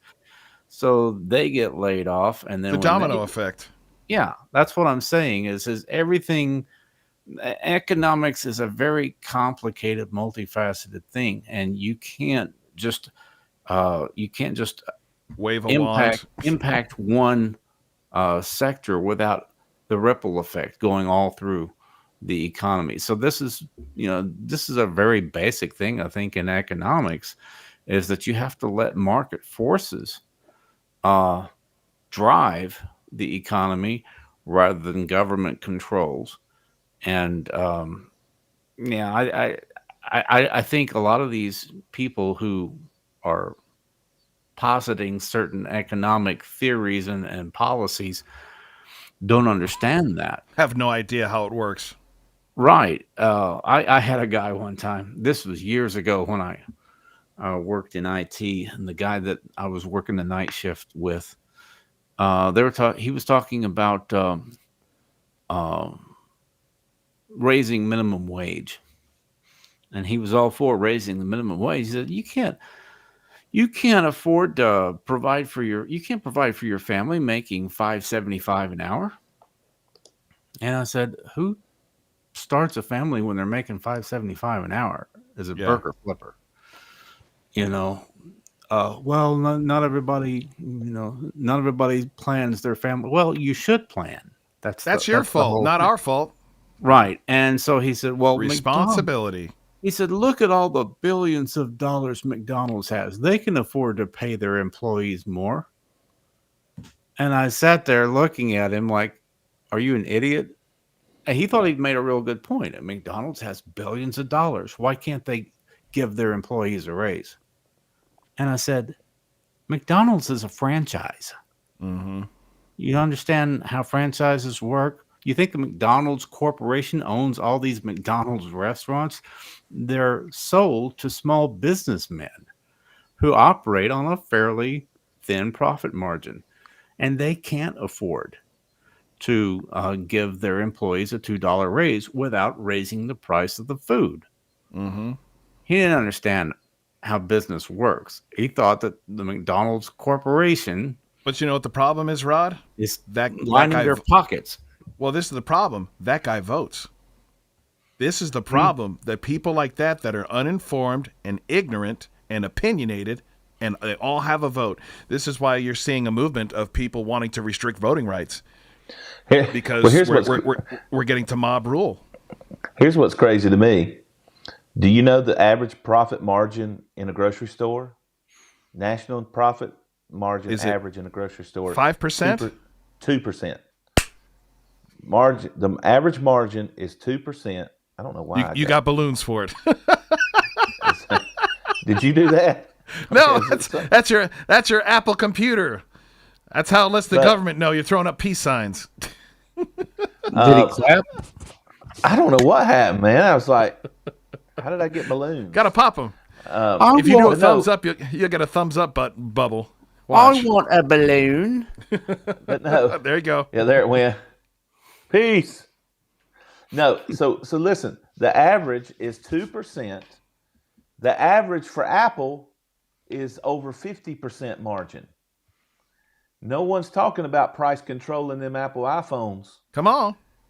And so that's what's so funny. This is the danger, everybody. Listen, this is the danger. When you start picking and choosing, the government is getting involved in picking and choosing the price. Who do you think is going to go suck up to the government then at that point? The people that don't want price controlled. Yep. So in other words, of course, you are using the government's power to inflict influence based on your ability to send out a price control. Hey, Apple, you're going to tick me off, then we're going to send out a price control. You Yep. know, so what happens is when she started talking, it didn't make any sense. She said, I'm going to put a price control. I think we ought to have price controls on food. It's 2% margin. No one said anything about Apple getting a 50-some% margin. And of course, I'm not for price controls on Apple either. If they don't make a good product, people won't buy it. And their margins will go down and they'll have to readjust. And that's how the market moves and shakes. If all of a sudden some company over here figures out a way to sell groceries and get a higher margin at a lower price, then everybody's going to go to it. It actually keeps our prices down and actually drives it that way. So this is economic policy 101. And I'm a business owner. I work in multiple states, and I'm telling you, this isn't just a Democrat Republican thing. Look, DeSantis, he runs a terrible economic ship in Florida. I know I just shocked some people. Look, they don't have any income tax down there. So do you know how they raise income taxes in Florida? They tax the bedevil out of any business. I'm paying the fines that you have to pay, the permit fees and all the fees and stuff that you have to pay, and the stuff they come after you, and they fine people not just a little bit. But just one little infraction can be a $50,000 fine, a $100,000 fine, and they get their money. The state's going to get their money. Yeah, because Florida raises, I think it's over $100 million a year just on workman's comp violations. That's just on workman's comp violations, where they just fine people that they say, hey, you don't have everybody under workman's comp like you should, and you're going to get fined. So look, anytime you put the government, Democrats or Republicans, when you start throwing the government in there and you start letting them, get into the machinery of the economy, then what you're doing is you're picking winners and losers. I've seen this in the solar panel market. You remember solar energy is supposed to be so great? Oh, yeah. The thing is, the only reason it has ever sold anything is because the government was giving unreal tax incentives. And about 4 years ago in the state of South Carolina, selling solar was hot until the federal government all of a sudden pulled back the tax incentives where they weren't paying for it anymore. And now the solar companies have all gone bankrupt. Yep. Titan Solar was the largest in America, $2 billion company 2 years ago. Say it again. Just went bankrupt. You know why? Because the government was involved, and when they pulled back their control by the incentives, it tanked it. It was not set up on anything that was a sound economic principle. So when you start messing with the economics of our system from the government perspective, you start really messing with things. And this is where Trump has come out and said, hey, we need to pull back from this. We need to let the market do what the market does. We don't need to have these government, controls and entities. We need to take less taxes so there's more room for investment and people can keep more of their money and therefore generate higher revenues. This is all because, look, people that make money like to make money. And so if you will give them more money, they will reinvest it. They don't just put it in banks. They go spend it because they want to make more of it. This is a basic economic principles. But the problem is we're living in a country that is wanting, and this is where the Democrats and Republicans have struggled with this for years, is because, the Democrats have come in and said, hey, we need to. I even laughed at Michelle Obama standing up there in an $1,800 outfit with about 6 multi-million-dollar homes worth $70 million and told the rest of us how being a millionaire was just a shameful thing. And you're just sitting there going, but you are. In fact, before your husband got elected into the Senate, y'all were broke as jokes. So what happened? You served in the Senate 2 years, and then you served as president for 8 years and came out multimillionaires. How'd that happen? Yep. What went down? So, you're going to tell us how bad it is? The fastest way to get rich in America is 2 ways: to become a sports superstar, become a politician. Yep. That's the fastest ways. Every person that comes out of Congress is rolling. Yeah. I'm sorry. No. I'm trying to find this stat of the wealth before and after presidency, and the Obamas were worth something like 3 or 4 million before, which is still crazy that this is a senator nobody had ever heard of, and he's worth 3 or 4 million, and now they're worth close to 100 million, something like that. The Clintons were the worst, actually. The Clintons were worth maybe $1 million, and now they're worth $280 million. Whereas Trump actually lost somewhere close to half of his net worth in his first term. Now, when they made Truth Social go public, he got a portion of that back, a good portion of that back, but that was just recent. So he actually lost half of his net worth before he went into office. But every other president, and Reagan was actually the only one that I think his net worth only went up something like 40 or 50%, which was actually kind of reasonable. But I saw this recently. It was from Reagan to Trump and Biden also. It's honestly ridiculous. But I wanted to get to these questions before we get out of here. Sure. Matthew Thomas asked, and I'm going to actually add to this. He asked, how much of a factor do you think RFK Jr.'s role will play in the race? Do you think his endorsement will affect the voting, any, if at all? And I would actually add Tulsi Gabbard's recent endorsement into that. But I know Rod's kind of got some strong thoughts on RFK. So what do you think? Do you think it's going to matter, any at all, Rod? His endorsing of Trump just last week? As far as the election is concerned, I don't think it's going to be. I don't think it's going to have that big of an impact. It could. It could flip one of the swing states in Trump's favor, but third-party candidates and independents have a tendency to fizzle out right before the election because. People will look at the candidates and they'll say, well, if I vote for this guy, I'm kind of wasting my vote. And do I really want that person to get elected? No, I better go vote for this person. And they kind of move away from the independents and third party candidates at the last minute. That's historically unless you're Ross Perot. Well, depends on which time. Perot ran twice, and the first time he ran, he cost Bush the election. That's the theory. Yeah, but the second time he ran, he jumped out of the race and then he got back in, and he was kind of a non-factor. Can I finish? Yeah. Cut and dried, pure and simple, ain't a story. I would jump in to say this. I don't think RFK by himself is going to move the needle. I don't think Tulsi Gabbard by herself can move the needle. Now, if Trump is able to amass more Democrats that can form, a conglomerate there, that you get 5 or 6 more Democrats coming your way, that cumulative effect of that look, could sway some independents to say, hey, because here's the problem is, with these two, they're kind of chickens without a home, so to speak. I mean, I don't know how to say, maybe I should say chickens, but you got RFK. He's not really loved or adored by Democrats. He's loved and adored by a certain group of mainly independents who, really are anti-vax.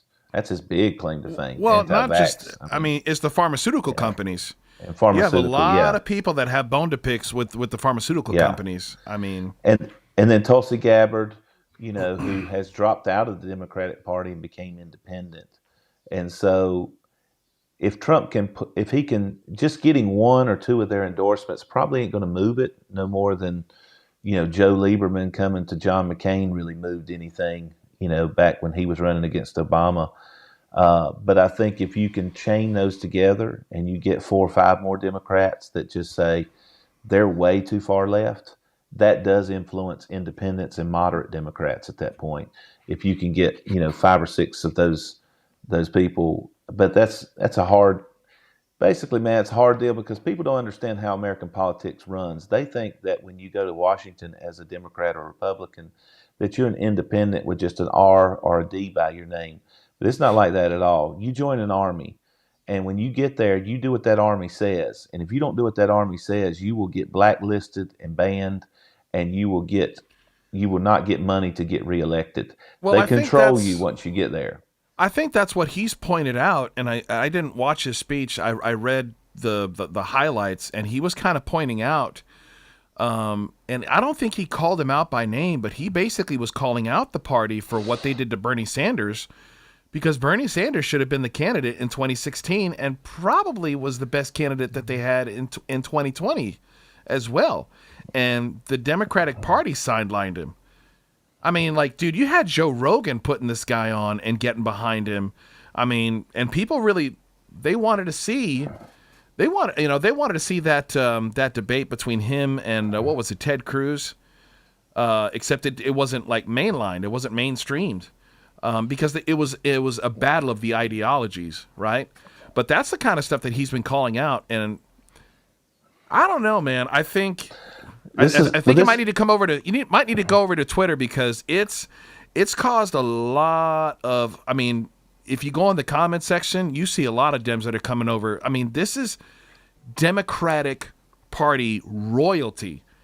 This is the nephew of JFK and the son of Robert Kennedy, both killed by our own government, both assassinated by the U.S. government. Fact. I'll buzz myself. Straight facts. And you have this guy get behind Trump. I think I don't think it's not for nothing. It may not be, oh man, he's tipped it over to the net. It's a blowout, but I think it has some weight.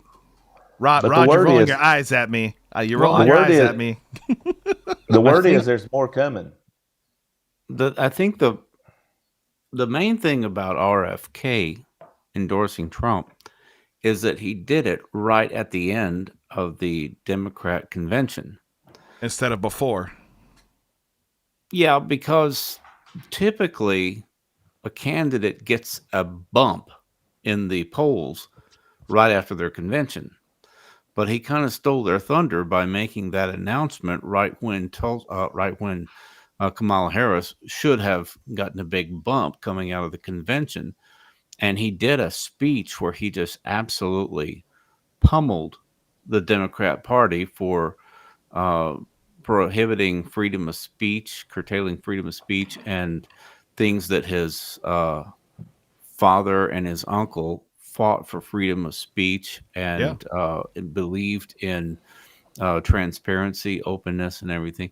I mean, it was a great speech because he pointed out why he left the Democrat Party. Basically, they left him. They left all the values that he felt that his family stood for, even though his family members took issue with him on this, which is garbage. They don't want to lose their invitations to the club, Right? Yeah, it's not politically correct to say that Trump isn't Hitler.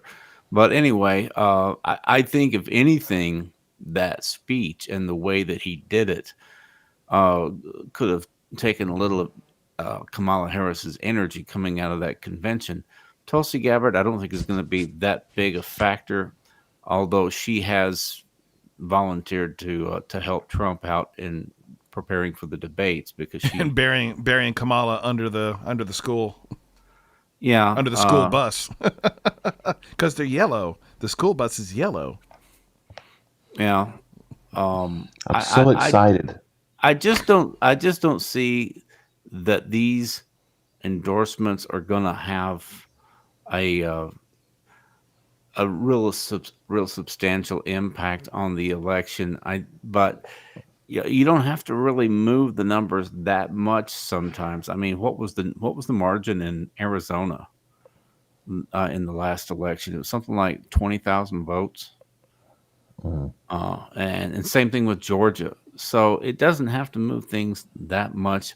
I don't know. After Trump won the nomination and the election in 2016, I said, forget everything that I thought I knew about politics because all the rules have changed. I said, there's no way Trump's going to win because he's never been elected anything. And we don't elect people that have never served in public office. So Trump won't. And I didn't even think he was going to get the nomination. I said, Jeb Bush is the front runner. He's got all the money. He's got the name recognition. Jeb Bush is going to be the nominee. Trump is And man, he clobbered everybody in the primaries. he obliterated all of the Republican opponents. And I said, well, including that's Ted Cruz, which I was surprised. Yeah. And I said, well, Lion Ted. He got the nomination, but he's not going to beat Hillary. This is what I said. He might have beaten his Republican competition, but he's not going to beat Hillary. Well, he beat Hillary. So I said, well, I guess I just don't know anything about American politics anymore because, this went against anything that I thought that I knew about American politics. We elected a guy who had never served, never been elected anything. And he said and did things that I thought were just absolutely, a cardinal sin for a politician to, he used profanity. Politicians didn't really do that before Trump. He showed an unflattering picture of Ted Cruz's wife, and said John McCain wasn't a hero. I mean, he said and did a lot of crazy things, and I thought, well, you idiot, you're not going to win doing that. He won. So I don't know what's going on anymore. And then he moved the embassy to Jerusalem. Then he walked in North Korea. No new wars. The best economics the country's seen in 50 years. I'm just talking about the political part of it. I don't understand the political process anymore. It's not what I used to think that it was. I think that's the appeal of Trump, though. I think the appeal is that he did break it, and because I think everybody was tired of the same old. Basically, every campaign was the exact same, except you just had different players. It was the same rhetoric, same policy, same everything. Trump comes in and he starts doing some like really wild things, like talking even some policies like imposing tariffs on China. I mean, the Republicans had been long standing against this, and he comes in and says, I'm doing it. Or engaging with North Korea, which had been a no for every president, both sides of the parties, and he's going to go through it. We killed Soleimani. He died like a dog. Yeah. I mean, moving the embassy to Jerusalem out of Tel Aviv. I mean, these were things that other presidents, other people wouldn't have done. I think that they'd been saying it for 10 years too. I mean, Bush said it, Clinton said it, Bush 2 said it, Obama said it, and none of them did it. And he's like, I'm doing it. Yeah, and I think that is his appeal to a degree. I do think this, Rod. I think he is running. I agree with you, and I actually believe this. I don't think Trump thought he was going to win in 2016. I don't think he believed that he was really going to pull it off. I think he was probably as shocked as anybody when he did win. And the crazy thing about it is I think that this time I'm seeing a much smarter and more calculated campaign that they're running this time than I've seen in the previous 2 times that he ran. I don't know. I guess he's got some different people. He doesn't have Bannon and some of them back in there telling him, but whoever he's got in there now is running a more measured. They're telling him to talk more on policy, to quit calling people names. He's quit some of that. He's kind of put some of that down, and he seems to be trying to run a more presidential, serious campaign. I do believe this too. Anybody that's followed campaigns for years, they run in waves of energy, and what I mean by that is it seems that candidates in a horse race like this will kind of have it like you just said. They'll have the Democratic National Convention and they'll get a bump, and the Republican National Convention get a bump, and then this will happen and they'll get a bump and they'll get a bump. And what really, when you're in a horse race like this, it comes to try to get that bump at the right time. Mm-hmm. And so my feeling is this is just theory. My theory is that they're trying to save something here for that last push to get him the last bump. I think they're not wanting to peak too soon. I think that's why they're being real kind of chill about things. But I do think that in those final weeks, he will push hard to try to get that bump.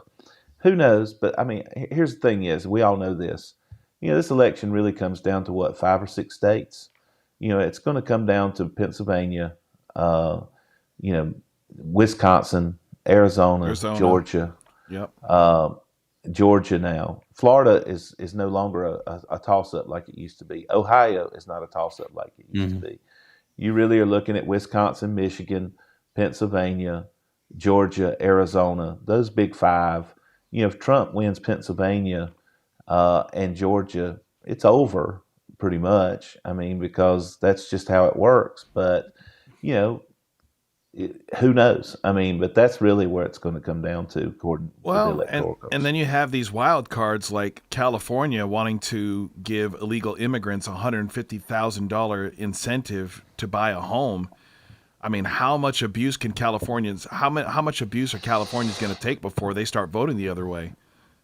I mean, there's. Yeah, what'd you say, Rod? A lot? A lot. They're not going to. More than that. They've lost their minds. They're hopeless. They're not going to vote for a Republican. Yeah. You saw that when when they wouldn't even vote Newsom out. Yeah, Larry Elder ran for governor. And I think he was by far a better candidate, but they stuck with Too Funny. But Mao Zedong could rise from the dead, and they'd vote for him. Do you guys know who Bryson DeChambeau is? Mm-mm. Professional golfer, Bryson DeChambeau. He has a YouTube channel. Even though he is, one of the best golfers in the world, he also has a YouTube channel where he does these challenges just for fun. And he had Trump come on his channel and play golf with him. And this was a couple of months ago. That video had about 11 million views. And they're just riding around on one of Trump's golf courses. And they're not talking politics. Trump is just talking golf. Of course, Trump is a pretty good golfer, and you saw it in that video. You saw that he can actually play. For a 78-year-old man, he plays very well. And he had his modified golf cart where he had a state-of-the-art stereo system in his golf cart so that he can listen to the music he wants to listen to on the golf course. And anyway, the point was that video got 11 million views, and people got a chance to see Trump being a regular guy and not being what people perceive him as. Yeah. And then he went on the Theo Vaughn podcast. That clip of him talking about his older brother with drugs and why that's why he's never even, tried alcohol was, I tell you what, man, that was some good television, because you want to talk about humanizing that man. That was absolutely incredible. I don't know. Have you seen that, Jonathan, where they were talking about Theo Vaughn's battle with sobriety, and Trump told this whole story about his older brother.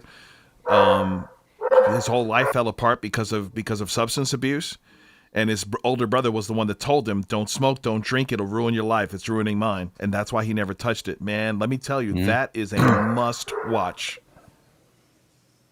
And then he went on the Adrian Ross podcast. That guy's got like 2-3 million subscribers.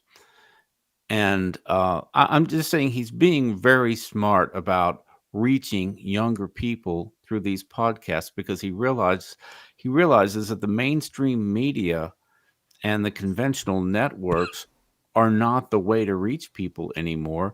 Nope. Podcasts with these guys that have 1 million, 2 million, 3 million subscribers. Yep.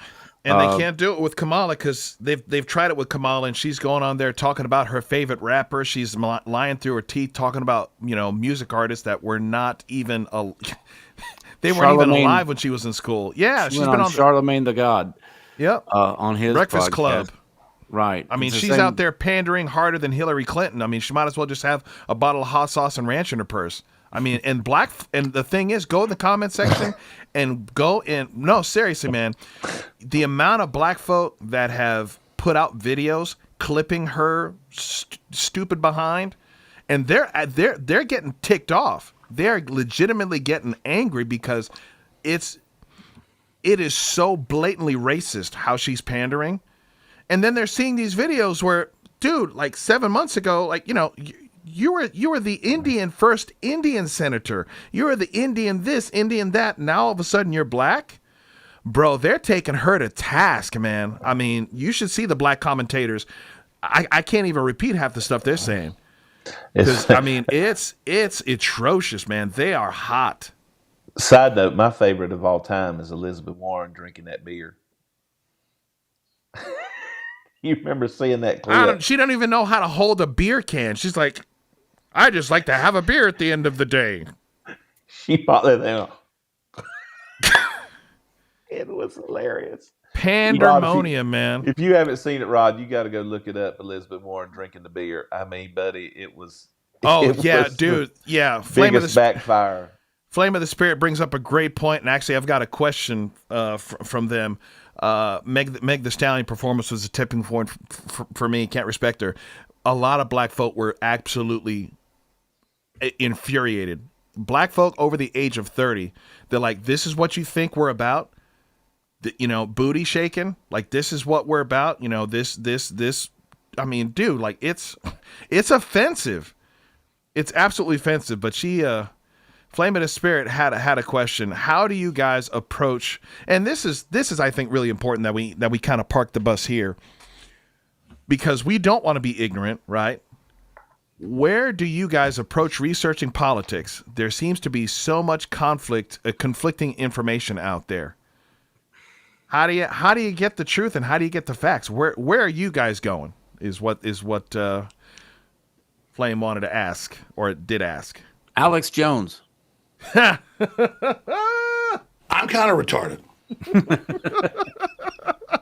I couldn't help it. I figured that was less offensive than they're turning the frogs gay. But I mean, even though they did turn the frogs gay, mind you, he was 100% right. You know, my approach is I listen to everybody. I like PBS, and you know, I realize ABC, NBC, CBS, MSNBC. You're going to get a skewed CNN. You're going to get a skewed view there, but you're also going to get a skewed view watching Fox or Newsmax, Gateway Pundit. But if you listen to a little bit of everybody, you can usually get a sense of where the facts are. And that takes a lot of time, a lot of patience, but I don't just listen to any one source. I think that's a very myopic view, is to say, well, I like, was it One America News? Some Newsmax. Yeah, some people, they pick out their favorite one. That's all they listen to, and you're gonna miss out on a lot of stuff, like this whole Kamala Harris and the $100 million economic plan. I looked into that a little bit, and I thought, you know, I see how the Republicans were kind of misrepresenting that a little bit. But at the same time, I do think that she lacks an understanding of economics. But you're not going to know that if all you listen to is people on the right. You're not really going to get that representation of what her plan is. So, and you listen to pundits on radio. A lot of times you've got to be over the top on radio to get ratings. Like Rush was. Yeah. Yeah, well, I guess it's not just radio, even websites. You see websites sometimes that they can't wait to jump on everything that the candidate says and present. Make a headline. Worst possible light. So that's one reason I like PBS, is because PBS isn't driven by ratings. They get government money, you know. I mean, certainly they are left leaning to a certain extent, but you don't hear the shouting matches. You don't hear all that on PBS. They do have a more restrained analysis of the news. And so, I just, the more sources, the better. And do a little fact checking on everybody, Yeah. because My none of these people are right 100% of the time. Before you go, my Jonathan, I just wanted to say, like, I think the difficulty is, though, most people don't have the time to listen to more than one source. I think that's the challenge. But go ahead, Jonathan. Yeah, so you're actually speaking to what I was going to say. I am not a big podcast listener or YouTube watcher, and it really just comes down to time. I just don't have the time. Mm-hmm. I'm a very busy person. I don't have time to sit and listen to a bunch of podcasts or watch a bunch of YouTube channels or things like that. And I still, I'm old school. I still like, to watch some shows.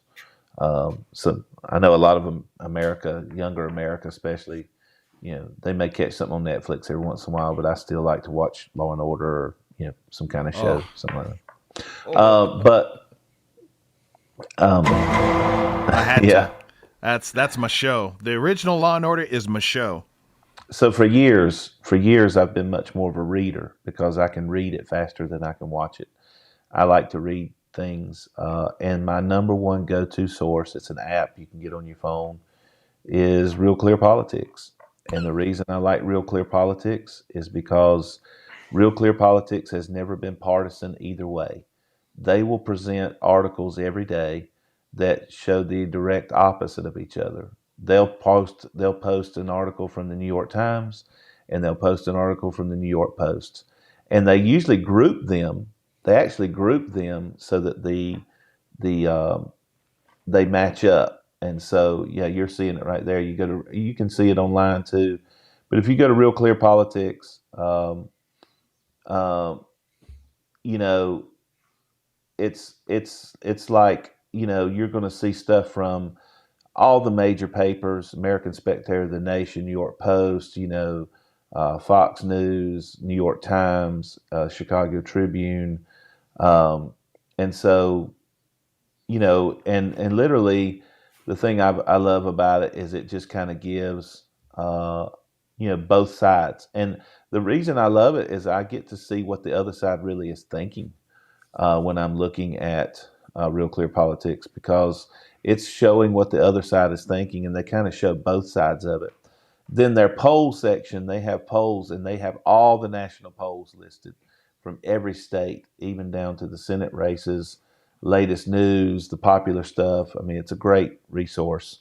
So a lot of times I look at Real Clear Politics every day, and we'll pick a couple of articles a lot of times to just read through and check polls and see what people are. See, it kind of gives me an idea. And the other thing, like Rod said, it gives me an idea to see what the other side's thinking. If you never listen to what the other side says, you're never going to really understand where they're coming from. And so I love doing that. And, the other thing I really like listening or reading is I am a subscriber to the Daily Wire. And I just think that Ben Shapiro and his cast there are some of the most smartest, intelligent people when they look into the conservative side of politics. So let me say this. I mean, I'm a conservative, so of course I like Daily Wire. But the problem is a lot of conservative resources, Fox and some of them, they're just more bomb throwing. Let me just blow it up here and show you, and it's kind of just almost an echo chamber of, and so Fox News can be that way. Daily Wire is a little bit more of introspection, of, explaining it out. I thought that, some of Shapiro is a Jew, and some of Shapiro's explanations through this, Palestinian, Israeli stuff that's been going on, and what the Democrats have been, espousing and saying and, supporting, has been dynamic commentary, because it's just like, wow. I mean, it's irrefutable. I think Ben Shapiro is one of the smartest guys out there when it comes to really, he's the guy that will go into a university and talk about things like transgender and leftist He was one of policies. the first. He was the one of first to start doing that. Yeah. So I actually subscribe to that. It's called the Daily Wire Plus. Hmm. And I really, they talk about a lot of the things and really answer questions. And yeah, there's some bomb throwing in there, but a lot of it is deep. It's really if you're a conservative and you really want to be able to find out why conservatives believe what they believe and how to defend the conservative side, Daily Wire is the place to go, because Yeah. it's not just bomb throwing. This is what we think, and this is why we believe it, and this is the principles that it's founded on. So those are my two big sources. I'm a reader more than a watcher. Don't do a lot of watching or listening, but I do a lot of reading. So, Real Clear Politics and Daily Wire are my big ones. I think Yeah. it also is a good idea sometimes to get news from outside of the country. Mm. Like the Jerusalem, is it the Jerusalem Post, the newspaper there? Yeah. Uh, RT, surprisingly, RT has some excellent reporting. They're Russian, but they have English speaking division that gives you stories from journalists in other parts of the world. You'll get a perspective there that you're not going to get from many American media outlets. So, and you got to take that into consideration. They're going to be slanted probably in a different direction, but a lot of times you'll find out things are reported in other countries that we never hear about here. Oh, absolutely. We think that we've got the most freedom of the press anywhere in the world, but it's surprising how much doesn't get reported in American Well, media outlets that the it's rest of the world knows about. it's because what is it? 2 or 3 companies own our 5 biggest, sources of media and news. So it's controlled. Yeah. Which is why I've always kind of liked some of these places like Daily Wire. These are independent, not controlled. I mean, Fox, I like some of like I've always liked Greg Gutfeld, who has his night show, and he comes with some pretty funny commentary sometimes. He does more of making fun of it from the right side, and how stupid some of it is. But I've been following him a long time, before he got his own show. Who was always, Gutfeld was always kind of a center right kind of guy, and then really, has gone more right over the years. And I think the other thing is, I would tell everybody this, but as you come into these last 8 weeks, Gabe and I were talking about this today. You know, it doesn't do any good to argue with people on Facebook or even in person about politics. The first thing you have to ask is if somebody really wants to have a serious conversation.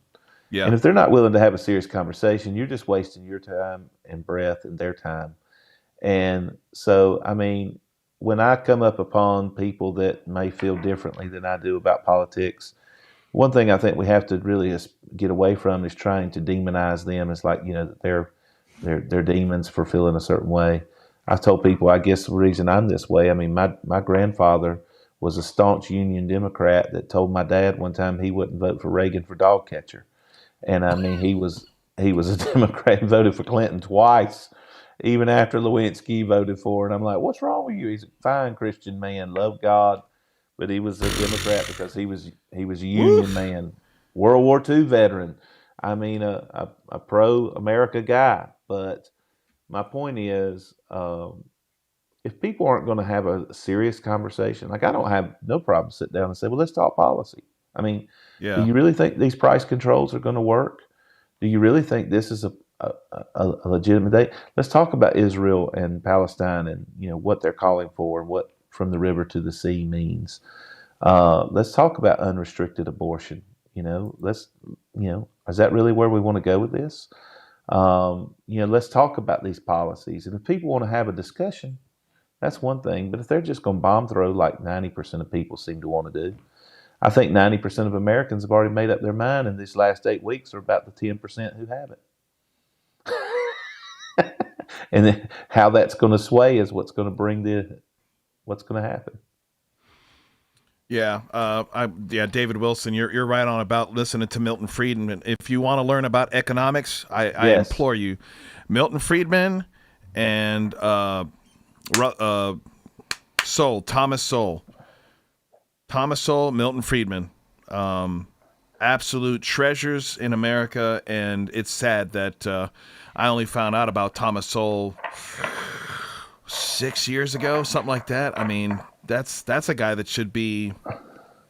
I mean, he should be kind of commonly known, common knowledge, but In fact, he doesn't get along with the program, and he's black, or he's dark brown skinned. Yeah. So and in fact, the point I was thinking about Rod when he talked about Nixon imposing that 90-day price control. Milton Friedman was one who actually, I think he's the one who said it was a very popular thing at the time. Actually, 75% of Americans supported that price control that Nixon imposed. And I think it was Milton Friedman that said, sometimes we're too stupid to get out of our own way. In other words, he thought it was a dumb policy. And he later turned up to be right. He said because all it did was suppress the inflation. And after the election was over and the price controls were lifted, inflation came blazing in and just, it unleashed its ugly head. It just delayed the inflation. It didn't stop it. Yep. You're 100%.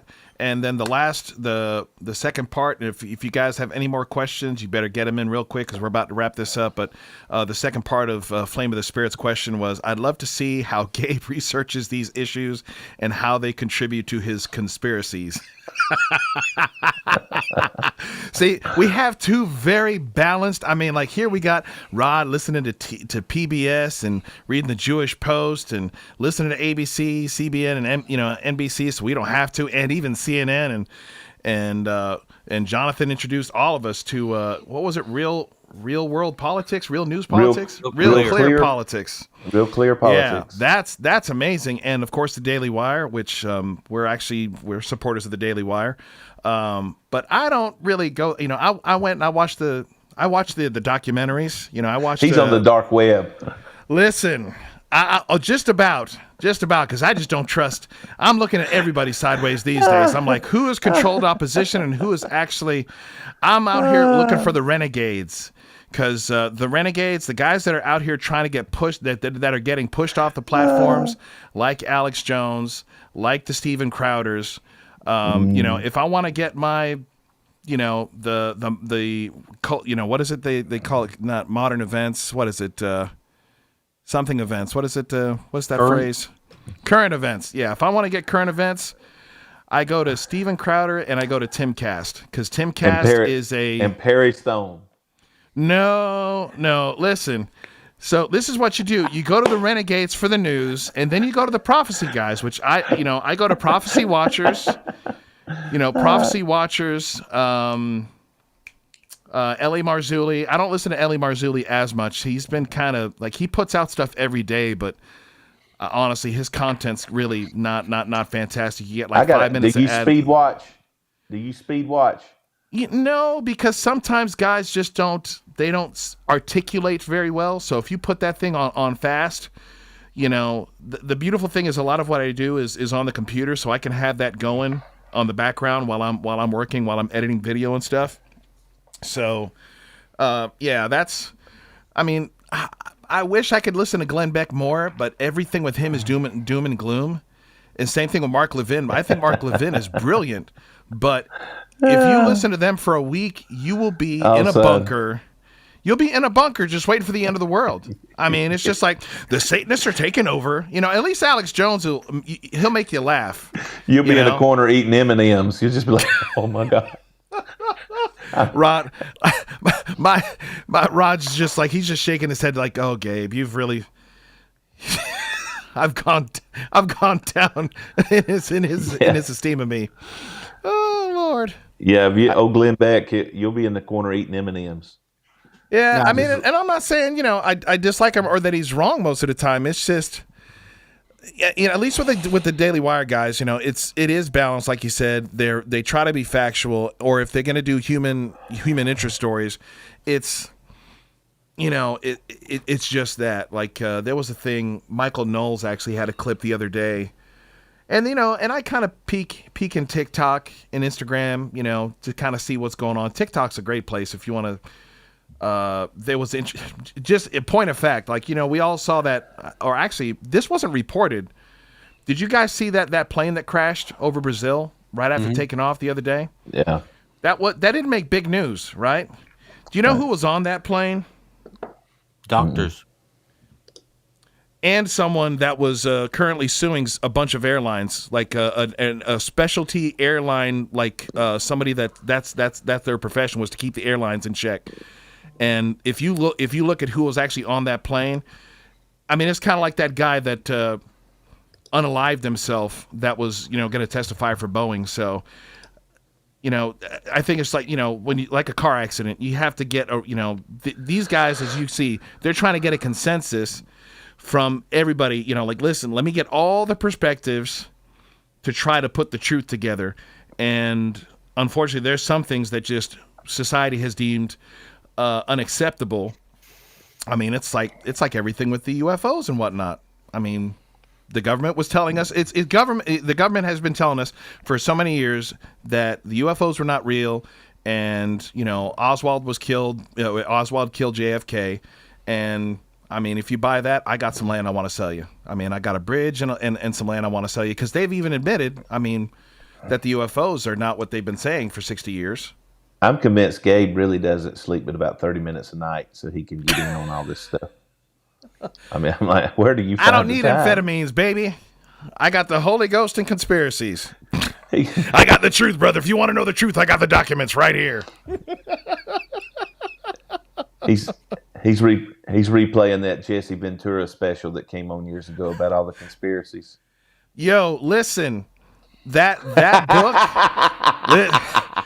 Listen, I'm just asking questions. I wish I could do a good Jesse. I need to work on my Jesse Ventura impersonations. But listen, man, that book he wrote called, it's like 13 or 27 documents the U.S. government doesn't want you to read. Let me tell you, man, that'll blow your hair back. That will blow your hair back, man. That is some messed up stuff that are, Did we go to the moon? That's what we want to know. I don't know. Rod, let me tell you, Rod Rod is the best compelling evidence that we did.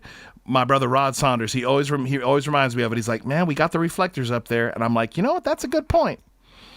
That's a good point. They can shoot a laser at that moon and it'll reflect back. So I'm like, well, somebody had to go up there. It is possible that an unmanned vessel put them up there. Listen, Rod, don't get me on my excuses now. He's the whole issue. But really, the Van Allen radiation belt. If we could get through the Van Allen radiation belt without getting cooked, then it was doable. But that's the whole point of contention. Well, it's like this, and that's Rod. the thing. I mean, like what we went up in aluminum cans, and how did they make it through that belt? And how did all that film? There's just so much stuff that I wish they would have just said, "Hey, look, we went up there, but we couldn't film anything because it all got destroyed when we came through." Of course, then people would say, "Well, where's the evidence? All the evidence was destroyed." But then all the telemetry data, we lost it.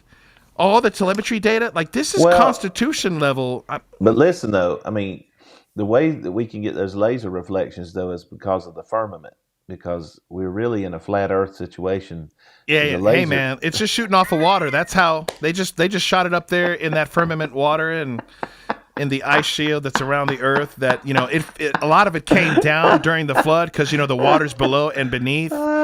Listen, I can go there with you, bro. I can go there with. Listen. You want to know why you have to be careful, y'all? I had a friend of mine. He's on me. Like he is with me with a lot of this stuff. But the flat earth thing, he's like, no, listen, he's a firearms expert. I mean, he gets in helicopters and does long range stuff. He's incredible. And he's like, I know, I've seen the Coriolis effect. I know all this stuff. Then 3 years later, because I was kind of starting to wade in those waters, and I'm like, man, they're raising some interesting questions. There's evidences for and there's evidences against. And then 3 years later, he's like, yeah, you're right, Vance. We're getting ridiculous. I'm gonna stop. But he came back almost convinced. He's like, listen, man, I don't know if I believe anything anymore. Okay. Well, All I mean, right. you know, it's like this. It's what we have to be careful is the government has put through, you know, that dihydrogen monoxide everywhere, and people are partaking of the dihydrogen monoxide, and that is causing great problems. So, Well, you don't want to get me started on chemtrails, baby. but you know what dihydrogen monoxide is? It's H2O. Oh my gosh. See how I can get a conspiracy theory going? See, it's dihydrogen monoxide. That means it's H2O. It's water, and the government's got everybody drinking this water, and it's You got me on that one. But yeah, I thought it was, I can't remember. He was about to go there. Well, He was because I gonna couldn't be there remember the tonight, chemical. I was like, dihydrogen. well, I don't know about that chemical, but I know the other chemical, like one of the chemicals that they put in the chemtrails that, I mean. Gabe was about to get off his thing and be like, dihydrogen monoxide, what's going on here? What's Oh, going I was on? going to look it up, and then you would have got a text in 15 minutes been like, you joker. But that's the thing. I don't take what anybody says at face value. I go and I check it. I verify it. And if it's a bunch of hogwash, I'm like, it's a bunch of hogwash. So, and to me, the ultimate thing is, does it line up with Scripture? If it doesn't line up with Scripture, doesn't make sense with Scripture, or if it has no bearing on Scripture, then it's like, whatever. You know, that's where Rod and I are, you know, when we discuss Old Earth, Young Earth, like we had that conversation with Dr. Grady McMurtry, who will be in North Carolina in a week. You know, it's not a salvific issue. It's fun to discuss, and it does have some implications biblically, but it doesn't overturn the narrative. Yeah. Well, hey, it's fun, guys. I appreciate you being on here, Rod, and thanks for coming on and discussing this stuff. It's fun for me. I enjoy listening and talking about this stuff. Yeah, I enjoyed it. I do have to take issue with you on one thing, though, Jonathan. That's fine. I don't think Greg Gutfeld is funny at all. Well, I like slapstick stuff like that. I've always wondered how in the world. I know he's very successful. He gets the best ratings, but I just don't get it.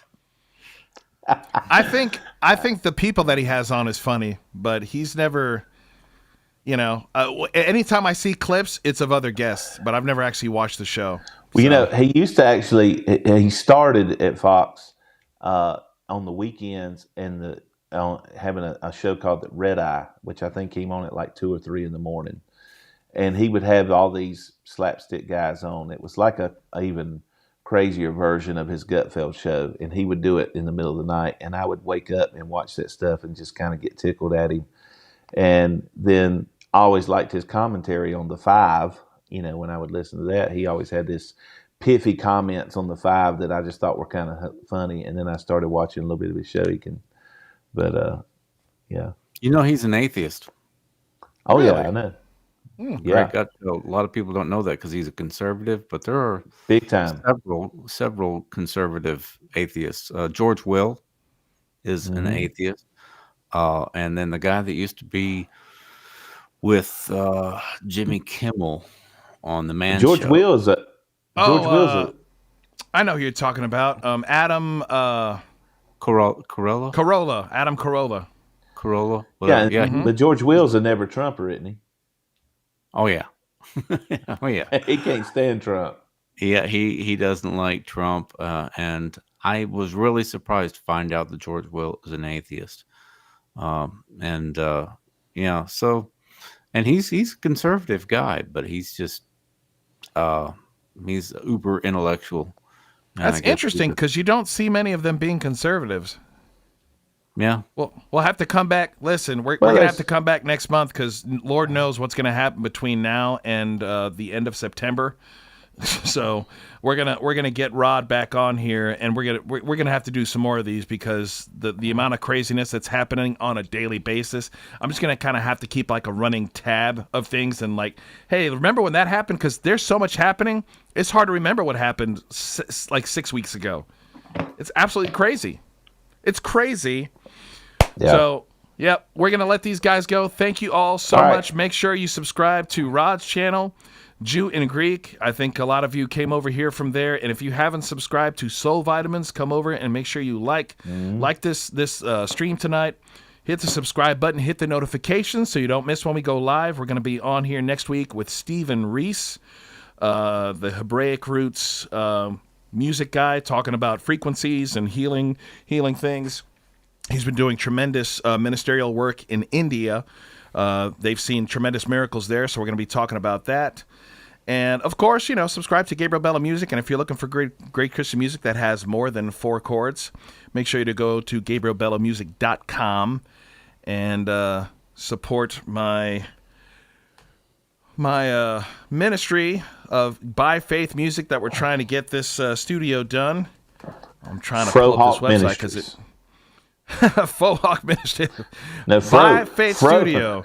Frohawk Ministries. Frohawk. Yeah, it is. We're going to see the barber tomorrow. Bring it down a little bit.